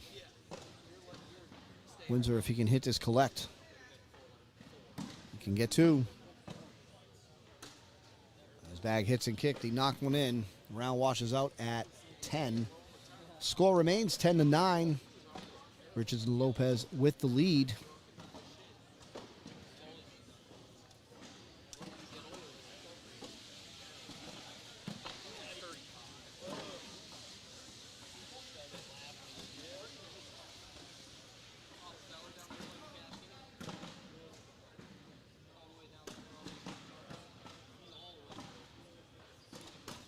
We knew this was going to be a long match. This was not going to be a quick match. I don't think the last 2 matches have by any means sped up. Yeah, I say I mean, the kids. Tier 1 usually finishes before the other tiers, but we're slow today. Yeah, the kids were firing at a quicker pace. Yeah, we jinxed it whenever we said Yeah, we're the going to be pace, out here early tonight. the pace has slowed down a little bit. Jeremy Frazier, no, this is not the ship, bro. And I'm not going to lie, man, I appreciate you asking, is this the ship in Kentucky? And I went back and watched the video. I'm sorry that I missed you asking that question because I do appreciate you asking it every single live feed before we get to the championship. This is not the ship. One more. Top of the losers bracket finals. Whoever loses this match is going to finish in third place. Whoever wins this is going to move on to face off against Noah Wooten, Noah Almanza. They sit in the king's seat. Will need to be beaten twice. Phil with one off. This is going to be a tough poll for Alex. If Alex is trying to come across, See, Wiedenfeld Lopez is has back. been working on this extreme cut where he can go slick side and collect that. I haven't seen Baby Goat do the same thing. they pushed it in the pile. They got one to go. They're going to take a point. Score that round 8-7. We're tied at 10. Let's go back to the top. We were tied at 2, tied at 6, tied at 8, tied at 10. We're only getting 1 or 2 points every other round. We could be here for a minute. Tightly contested match. Well played by everybody. How many four-baggers do you think Baby Goat has so far this match? I would say 1 or 2. 0. Yeah, I was going to say 1 or 2 at the most. Four I from- don't remember him hitting one. Man. 4 from Phillip, none from Baby Goat, 4 from Windsor, and 1 from Mark Richards. Yeah, everybody's trying to get in everybody else's way. So I thought it was going to be a lot more of an all-in game. That's why I kind of set my over-under at double four-baggers at 7. But it looks like that's not going to happen. Richards off the back with an airmail. Opportunity for points here for Windsor and Hicks.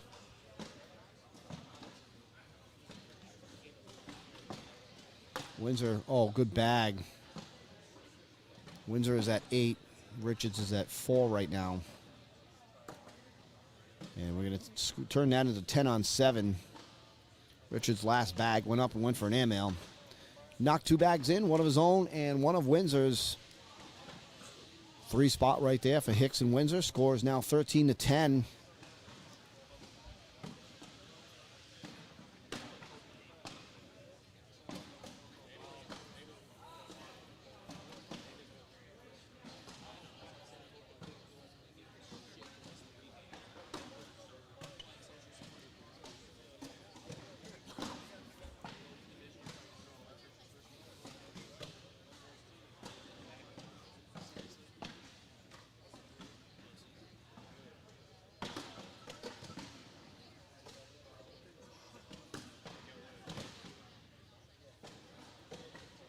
Blocker in the lane, placed by Hicks.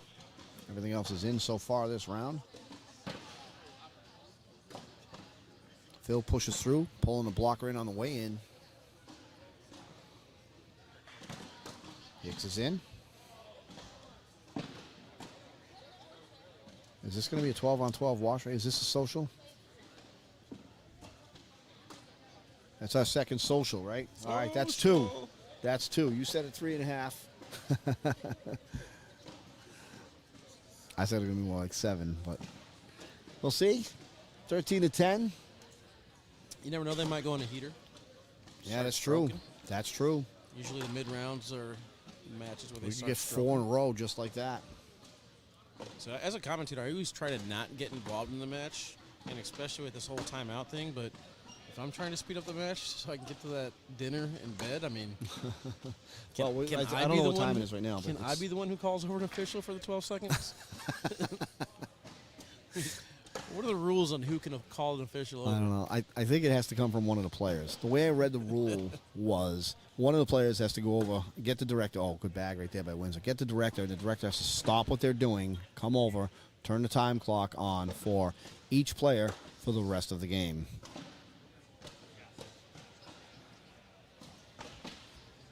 I actually seen Josh Keck over here doing it for a game earlier, and it was the first time I'd seen anybody do it. I don't know if anybody's really had a timer out and actually timing bags and then have to reset your timer after every single bag. You know, but like, I mean, so here's the problem with that, right? Good bag right there by Richards to wash it out at 10. So here's the problem with that, right? Whoever the director is has the time clock in front of them, but the players don't have the time clock in front of them. You know what I mean? So, like, let's say it's an NFL game, right? You're the quarterback. You come up to the line of scrimmage. You know, you get everybody's moving around. You get the defense lined up, the offense lined up. You can see the play clock, right, winding down. You know you got 10 seconds left, right? Now imagine running that play without knowing how much time you have left before the time expires. You know, so I mean, really, if you're going to add in a time clock, I mean, somebody's got to see it. You got to know. You know, I mean, in practicality, what is the director supposed to do? Stand there and 5, 4, 3, 2, every time you get to 7 seconds? Yeah, I'm curious to see how this plays out throughout the whole season. You know what I'm really not curious sure to they see? can I'm enforce it curious to see it at Pro Nationals, because that's where I think it's going to become Yep. in effect. You know, so until we get to first Pro Nationals, is there going to be a time clock? Like, is there going to be a pitch clock, like a timer or something? Well, here's the thing. I think the Nationals are going to be fine because you're going to have more officials around. The Opens, though, it's pretty much what we Right. got 3 directors. Yeah, right. I mean, it's right. It's not practical. I mean, you got, what was it, 69 boards? So you got 69 games firing off at the same time. You know what I mean? And just 3 directors at the table. I mean, You need a big, people got to police themselves and just, truck horn yeah. with a timer on it, and whenever it goes down to 0, just I think the point is to just play at a reasonable pace, and not use tactics to delay your opponent. And Well, see, that's what I was saying. I was talking to Big Tone throw about it it back. yesterday. I think the shot clock is going to get called more for the mental part of the game than actual speeding the game up. I mean, I can recall a game that I was heavily invested in last year, and it was on a broadcast game, and it was rooting for a certain young man from Connecticut. And the pace of the game was just very, very slow. And I think that's part of the reason why they revamped the rules in the off season to make it as such. I'm definitely yawning over here, that's for sure.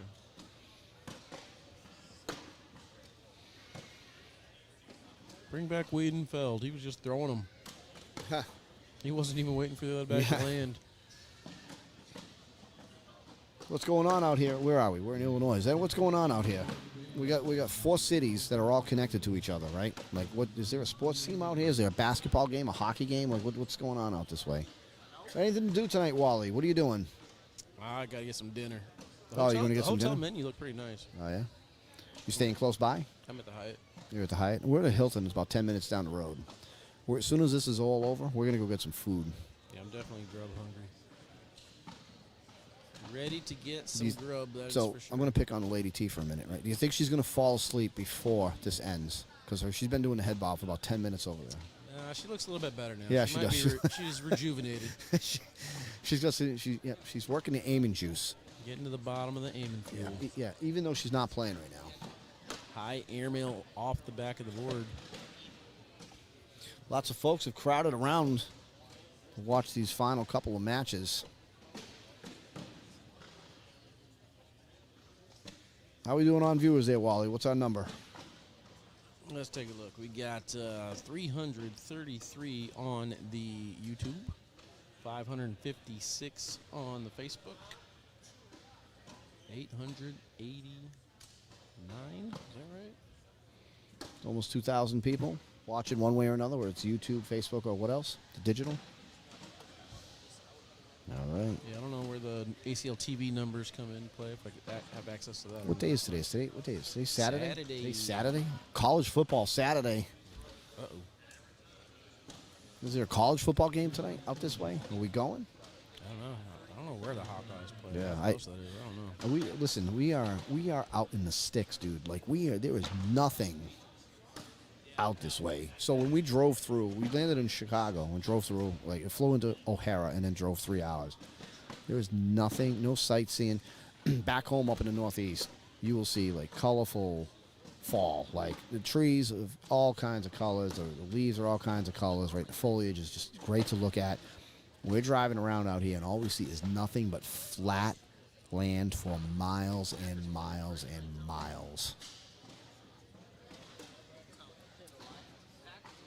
I'm not going to lie. This is a very nice building and a very nice hotel kind of out in the middle of nowhere. Like Right, exactly. There's this no is- civilization out here. This Like, is it's top of just- the line stuff.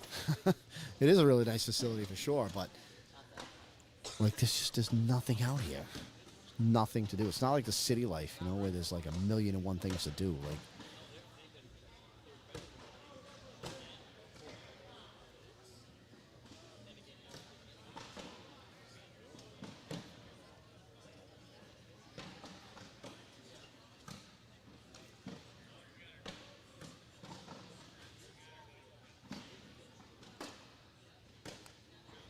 And this is that push, and I think Phil's going to get 2 out of it.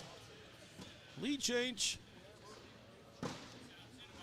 There's Noah waiting. Noah's just dying to get they still get they in still got this a half an match. hour Noah's before they're going to be up. dying to get in this match and call the shot clock on someone.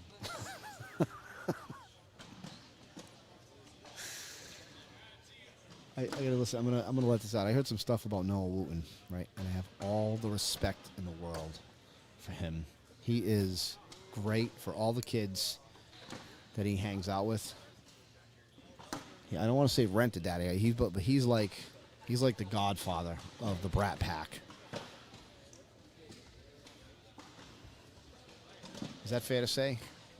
I mean, I agree with it. He keeps them all in check. Yeah, he does. He keeps them all in line. You know, we were talking to Kelly, Tony's mother, saying she was telling us some funny stuff about how Noah got after Tony. Some chores back home. Mark with the roll shot. Oh, that's a 12 on 12. I That think is that's only the second time, though, number right? 4. 4? That's a fourth That's time? it. We did it. We hit the over. You hit the over. I'm still on the under. I said 7. That's really the fourth time that's happened? Yeah. I must have missed one of them. I've been sleeping, bro.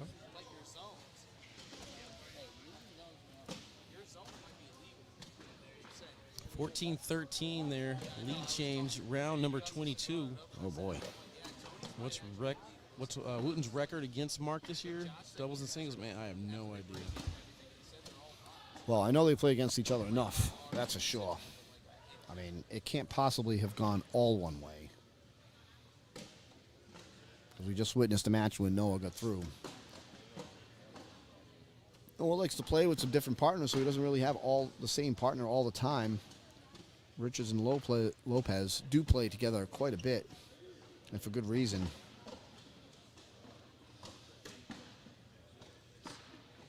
Man, I can't stop yawning right now, man. I'm ready to get some grub in me. I'm hungry. Yeah, the food here is respectable. Leave it at that.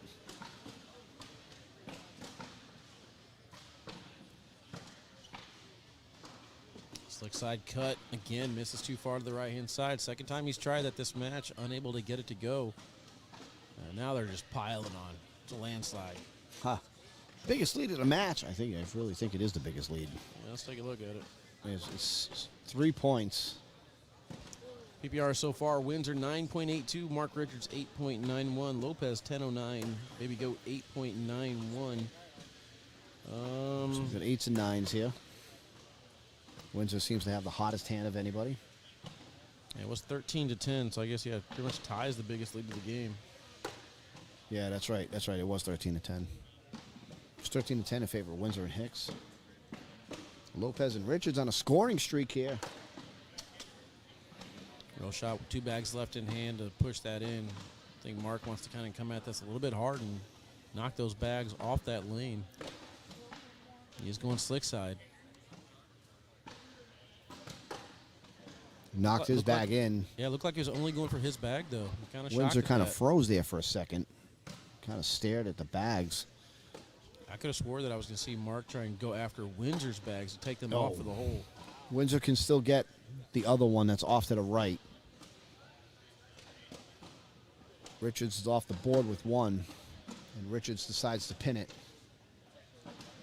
Windsor can airmail if he can get this bag in one way. I mean, push shot too, but it's got to go far side from where he's shooting from. He's going to have to come across the pile. He's going to go up and try to airmail it, and I think Richards going to take 2 out of that round. Score at 9-on-7. Windsor went for the airmail, tried to get the point.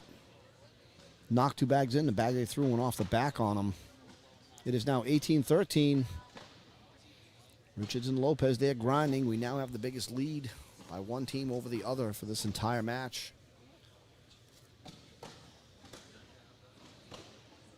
Hicks with a chance to get 2 back here.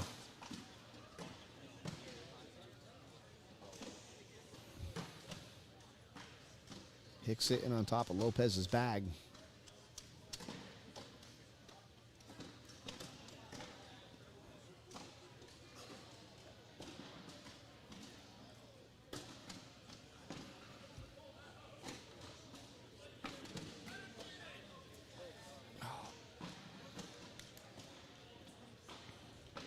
Phil going for a push shot, pushed into the pile. Tried to clog up the hole. Hicks looking at Windsor. He's got the backside. If he wants to roll over it, now's the time to shoot that roll. Yeah, you got a better camera angle on that than I do. All I see is Clog City going Goes on. block.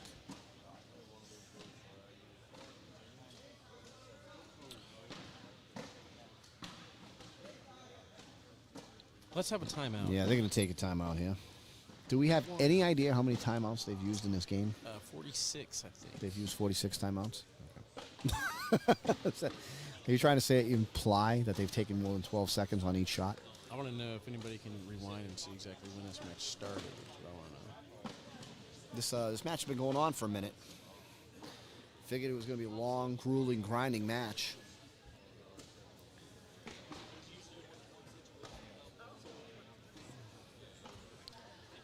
I'm tired.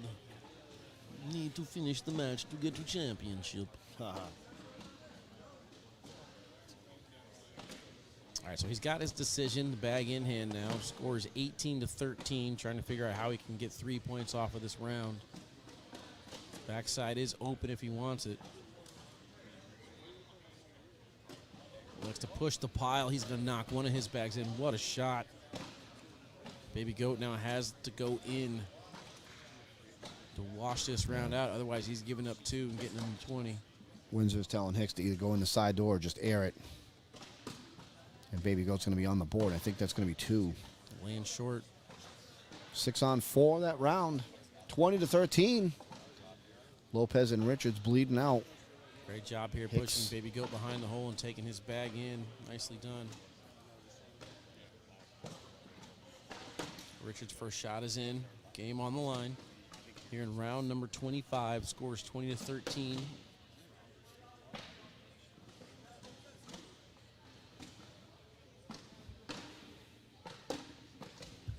Blocker over on Ryan's side. Double clutch.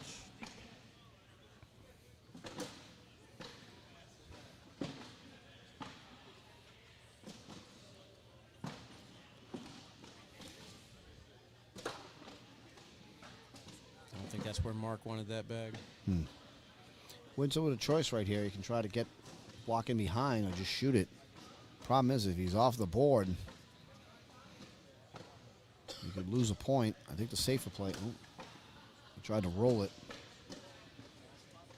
Somebody's asking about Lopez stepping out. I believe you just have to have any portion of your foot touching the black part of the mat when you shoot. Oh, what a bag. That was very impressive and unexpected. Yeah, Windsor is going to have to hit an airmail drag here for this match to continue. Otherwise, it is going to be the match. Windsor's going to go up, and he's off the back with his airmail, and that is going to be the match. Richards and Lopez going to gain the victory in this one. They are going to eliminate Windsor and Hicks. Alex Hicks, Ryan Windsor finished in 3rd place on the day in Tier 1. Come right back, folks. We going to a break? Yep. All right, come right back. We're going to have the championship match coming up. Going to feature Team Noah. Noah Almanza versus Mark Richards, Phil Lopez.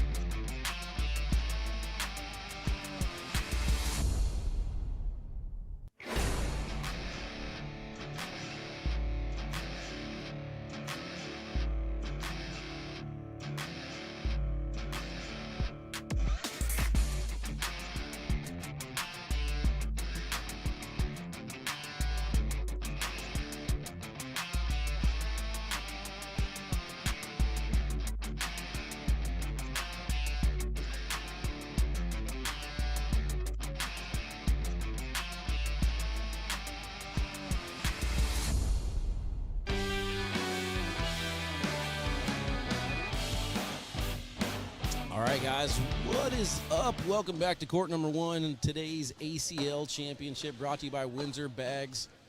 Make sure you guys check them out at windsorbag.com. Wally, something's different about this game. Yeah, we got a little bald guy right here. He's he's going to be officiating this one. We do. We have an official who is going to be holding the shot clock, where only he can see it, and none of the players playing in the match are going to know when the time is running out. I think I pissed off Josh already. I think we are ready to roll, brother. Starting things off left-hand side. Philip Lopez will be lined up against Noah Almanza. Keck is serious. He's got the time clock going. Right-hand side, Noah Wooten will be throwing against Mark Richards. So who is the biggest threat in this match to come to closest to the 12 seconds? Probably Phil. I think they're all going to hit it. Actually, So you know what I want to good. see? I want to see a violation because I want to see what happens. I want to see Keck step in the middle of this game and start yelling at people. Nah, he'll basically just tell them that was your first time out, and just let them know. So, okay, so that's how it's going to be. So if you take more than 12 seconds, Keck's going to just say, timeout. Yeah, he'll let them know. Okay. Well, Monza goes for an airmail. Knocked 2 bags in, bag they threw one off the back. Got a rematch of the winners finals here, and if you didn't catch the winners finals early, my goodness, what a match that turned out to be. It was tied at 20. They washed out for a frame, and then Noah Wooten ends up ending the match, hitting this phenomenal slide shot up the middle, and Noah Almanza's off the back with 2 airmails, and that's going to hurt coming out of the gate. Score that round, 10-4. Score of the match here is 6-0. After 1 frame, Richards and Lopez. Earlier on, we were talking, Wally, about a team who just played. Do they have the hotter hand over the team that's been sitting and waiting? What do you think? I think after round 1, that proves to be the case, especially the break that Noah and Noah have had, because the boards have slowed down quite a bit. Yep. Airmail there from Noah Almanza, first round, seems to be off. Gave up 6 points. Yep. But I think this might favor them over the long haul, but I do think we're on pace for game 2. Well, no matter where you are in the bracket, when you sit for too long, if you are not playing, chances of you going cold are very, very good. But if you can just show up to the boards and just throw the fire, all the power to you.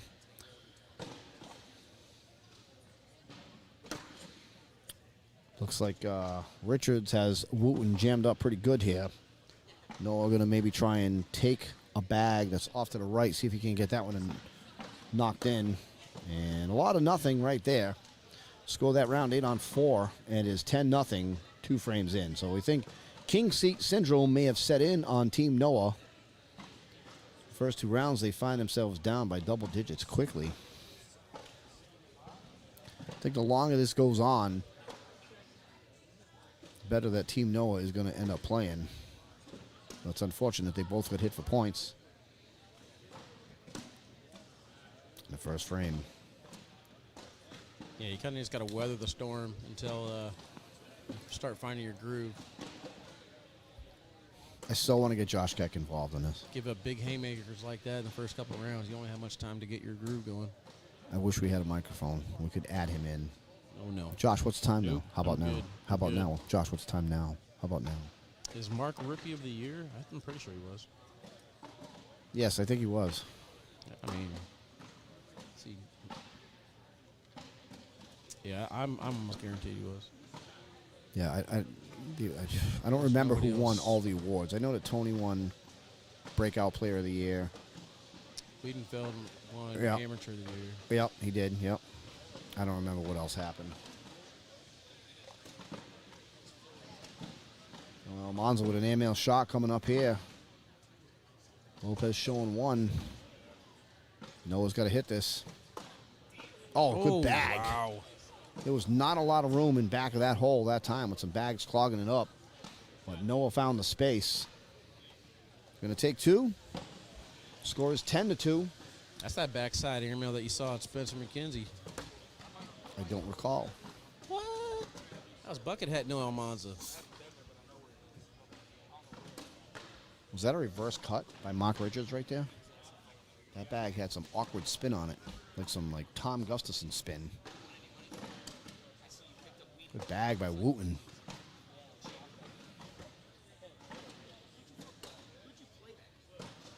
Sticky side into that pile. He muddied Yeah. that up on purpose. I think Noah's play here is to get in behind Richards' bags. It's not where he wanted that because now Richards can come down and collect something. A slick side pushed into the pile, bullied Noah's bag that missed out of the way. What does that smell? It's like like Ben Gay. Do you smell that? Could actually be Ben Gay. I don't know. I smell it, but I don't know what it is. Hit me So in the he face get one just of a second each? ago. Yeah, and then Richards went off the back. Score here is 10-3. Oh, what do we got going on here on this camera? What the heck just happened? All right, sorry about that, guys. No idea what happened there.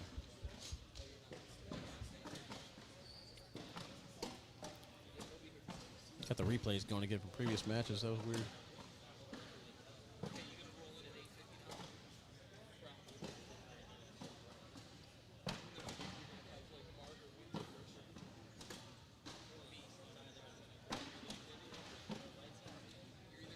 No, Wooten probably has the shot of the day, in my opinion.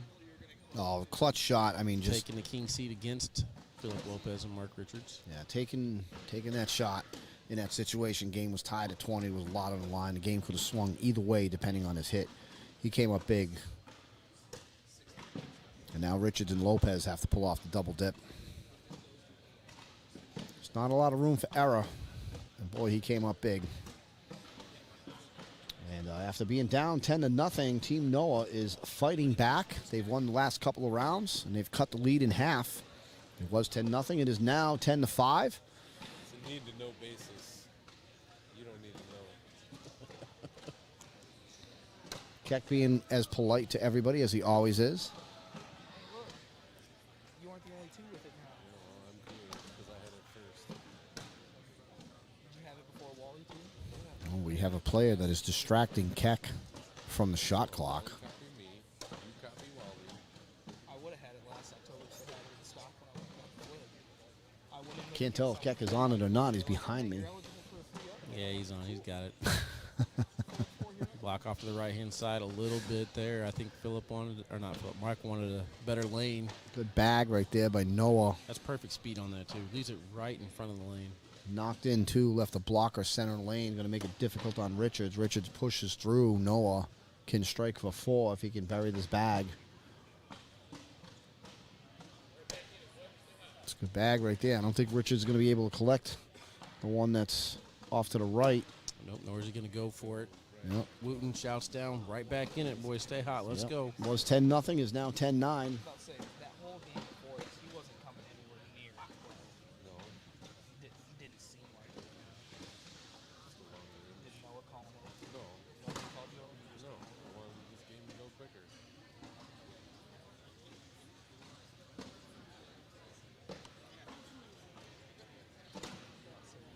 Good blocker there from Philip Lopez to just give Noah something to look at, you know.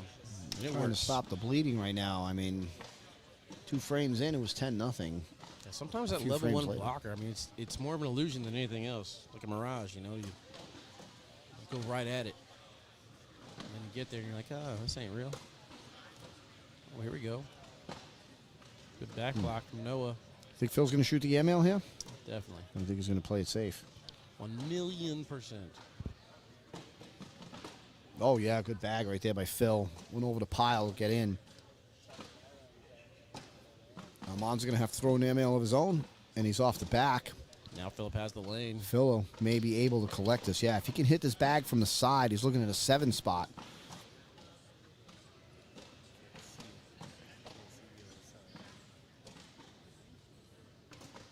And he did. He gets 5 out of it instead. Wally, I got a trivia question for you. I won't know it. When somebody hits for 7 on the Wool Hole Cornhole page, do you know what we call that? No, I can't get past the franchise 7. Oh, That's we what they call call it a touchdown. So if somebody hits for Touchdown. 7, we call it a touchdown. That makes sense. Somebody the decided they want to give me a hard time about it, and they're like, "Well, what about the Extra point after?" Yeah, it's an extra point. Well, you know, you kind of assume that, I realize the 2-point conversion is in play. I know. Sometimes they call it a touchdown without the extra point. Sometimes they call it a touchdown with the So extra you can point. call anything a touchdown from 6 to 8. Yeah, We'll allow it. exactly. We'll allow it. Exactly. Yes, 6 to 8.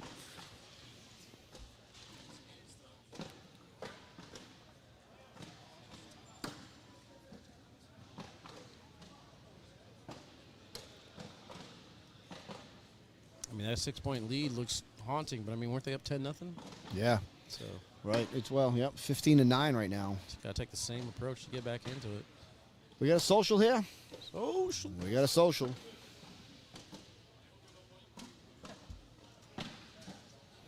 Hey, Wally, I got another question for you, just between you and I. Is there a need for Keck to be here right now? Yep. Okay. Quicker dinner. Quicker dinner. You just want to get out of here, don't you? Sorry. Oh. I mean, I enjoy this, but Yep. yeah. I mean, that last match, I don't know if they went over. I definitely feel like they had some timeouts that weren't called that were timeouts, mixed Yep. in with the timeouts they did call. I mean, I don't know. I'm Yeah, it was a long curious to match. go back and see, but it definitely felt like it was probably 35, 45 minutes, and then we only had, 25 rounds? That was a lot. Yeah. I got you. I feel you. Uh-oh. Jer Bear says, must not be talking about the Pats. They don't score touchdowns anymore. Well played. Well, there, Jay Bear. I can recall Zappy coming in and leading the team to 2 touchdown drives within minutes of each other on Monday night. So you must not be watching very closely. Shot, Phil. Big shot at the top from Phil.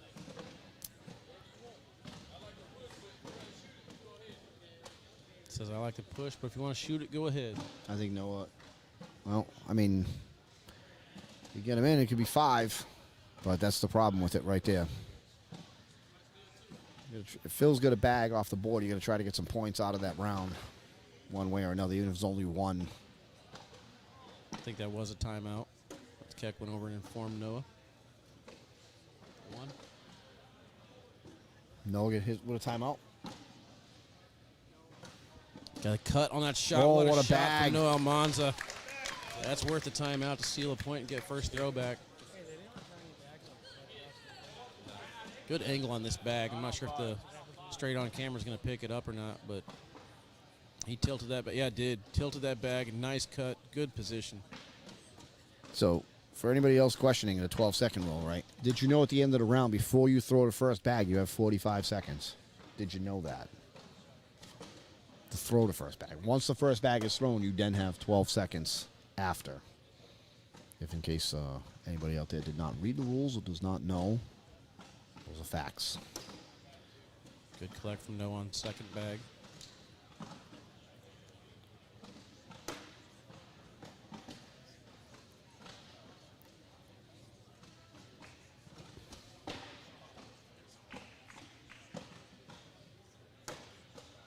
Good replace the bag there by Noah Wooten. Scores 15-13. Team Noah trying to close this out in 1.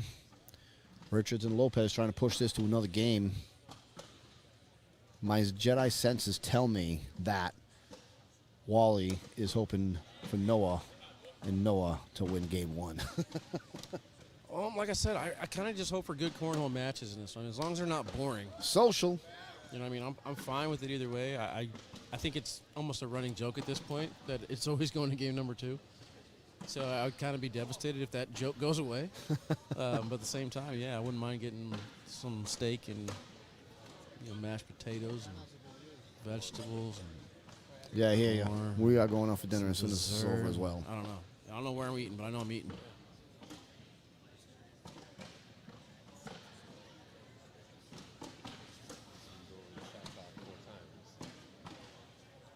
then you can't take any of it.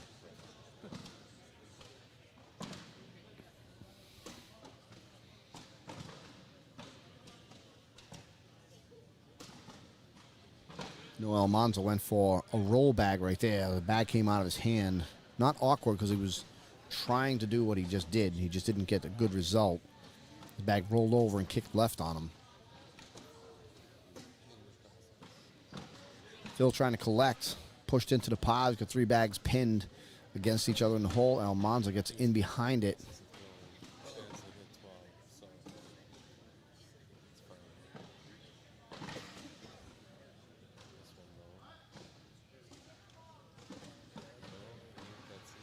Lopez goes for an air mail. Noah Wooten, Noah Alman's going to take a point out of the round. I think we're going to score it 7-on-6. 15-14 here. Richards and Lopez with the lead. He did, Chris. What happened? It went off the board on that cut collect round, so it was 9-on-8 that round. Oh, it was 9-on-8. My fault. But when it hits the ball, I'm going to look up. And if they're in the motion, then Donnie says, I like to see the two Noahs win. It could happen in 2 games since I like seeing good cornhole, no matter who's playing. So Donnie McPhee? Donnie Mason. Donnie Mason. I haven't seen the voice of cornhole in a while. Yeah, Hope he's up doing our well. way. I haven't seen or heard from him in a while either. It's a good match. So 15-14, 12 rounds in. One timeout has been enforced in the Noah favor. Noah Almanza on that cut collect round was charged a timeout. Wife wants to know who came up with the social and why. I came up with the social. There's a game, I think it's called Circle of Death, where if you play a 4, everybody at the table has to drink. It's called social. So you put your cups in the air, yell social, and everybody take a sip. And we kind of do the same thing every time it's 12 on 12, just to bring everybody in the crowd into it a little bit. It's fun. Keeps everybody engaged that way. Plus, it's just fun to yell social.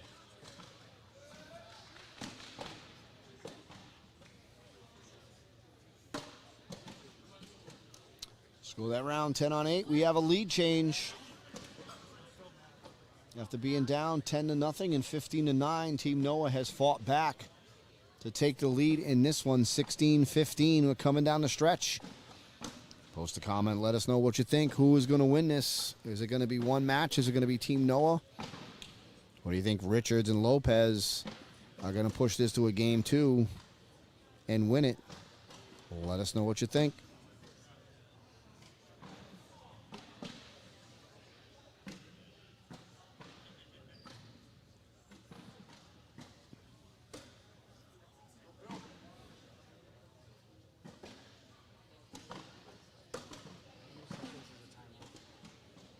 I mean, you guys are still questioning that cut round. We're way past it. I mean, as far as I know, I think they scored it correctly, 9-on-8, but, I mean, we're way past it to go back anyway. I mean, Josh is here officiating the match, so if he sees something that's out of whack, he'd probably call it out right there on the spot, and all 4 players, nobody had any disagreement on the score, so I believe they have it right. Was it 9-on-8? I'm pretty sure it was I thought 9-on-8. I don't know. I thought Phil had 2 in and 2 on, and then Yeah. I believe the second bag from, or third bag or Yeah, something it like could that have from been. Noah was Either off. way, it was 1 point, so. Yeah, I think it was 9-on-8. Okay. I called it 7-on-6, but I lost track. Uh-oh. Boom! We're looking at a tie ball game here. It is 18-15. He says, as soon as I Team let Noah. it go, I knew it. Last night, we got to see Noah Wooten in the blind draw finals with Ethan Walker, kind of coaching him through it, saying, hey, don't get upset after your first miss, man. You still got 3 more bags to go. Wooten can get out of this round with only 1, giving up 1. Richards, unlike him to miss in a spot like that, but it happens to everybody. People were saying it was 9-on-5 and Noah took 4. I mean, whatever it was, they agree. They all agree.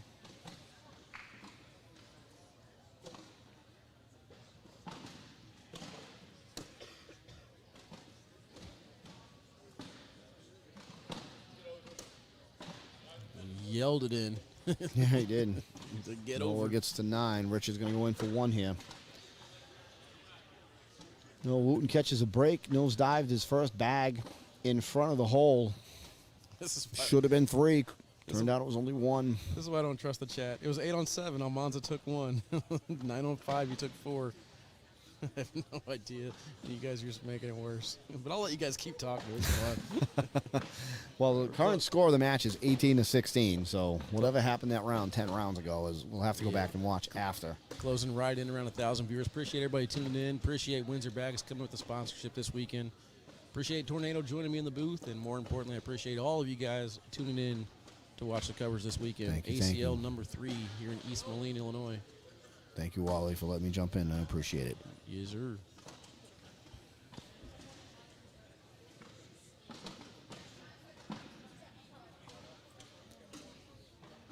Slick side. Noah's sitting there in the hole still. Doesn't look like it. Oh, Nope. it fell in. I was going to say, Doesn't look like it's moving, but it did. Looked away for a second, looked back, and it was Yep. gone. Good replace bag right there. Yeah, third back blocker. I love those. What do you think about fourth bag blockers? I'm perfect at those. Those a lot. Is that a fourth bag blocker right there? That That is is. a fourth back blocker. But what if you have the last bag and you throw a fourth bag blocker? I would block this one too if I were Noah, just because. This is an airmail shot. He's got to go up for it. Good bag Clean. right there. Big hit. Yep. Washing out the round at 10. No blood drawn that time. Score remains 18-16. Richard's going to have first bag going back the other way. Noah got a piece of it. Unable to get it to flip in. He's still at one. Still at the one timeout. It's a good pace of this game. A lot better than last game. Agreed. I think everybody gets scared when Keck came over. Hey, man, he's the enforcer. He is. I mean, nobody in the ACL wants to talk to Keck more than they have to, so just This is true. play it clean. This is true. Unless it's about a tournament about to start, then flood his inbox. He loves answering all the questions leading up to the tournament. Makes him feel real important. So feel free. He's going to go over here pushing buttons. Live feed shuts down. Man. Uh-oh. Uh-oh. Drama? Trouble? Uh-oh. Game? Set? Match. And that is it right there. Noah Wooten, Noah Almanza are going to take it down. Mark Richards, Mark Lopez, they're going to finish in second place. Unexpected round right there. Noah 4 bags for the win. They get it in one. And they take down Richards and Lopez twice in That's the winners it. bracket and in the finals. Yes, What do you sir. think about that, Wally? I think it worked out well, man. It's only 7 o'clock. We get some food in our bellies here in Yes. a little bit. Good night's sleep. Come back for Singles Sunday. See you guys tomorrow. ACL Open number 3 here in East Moline.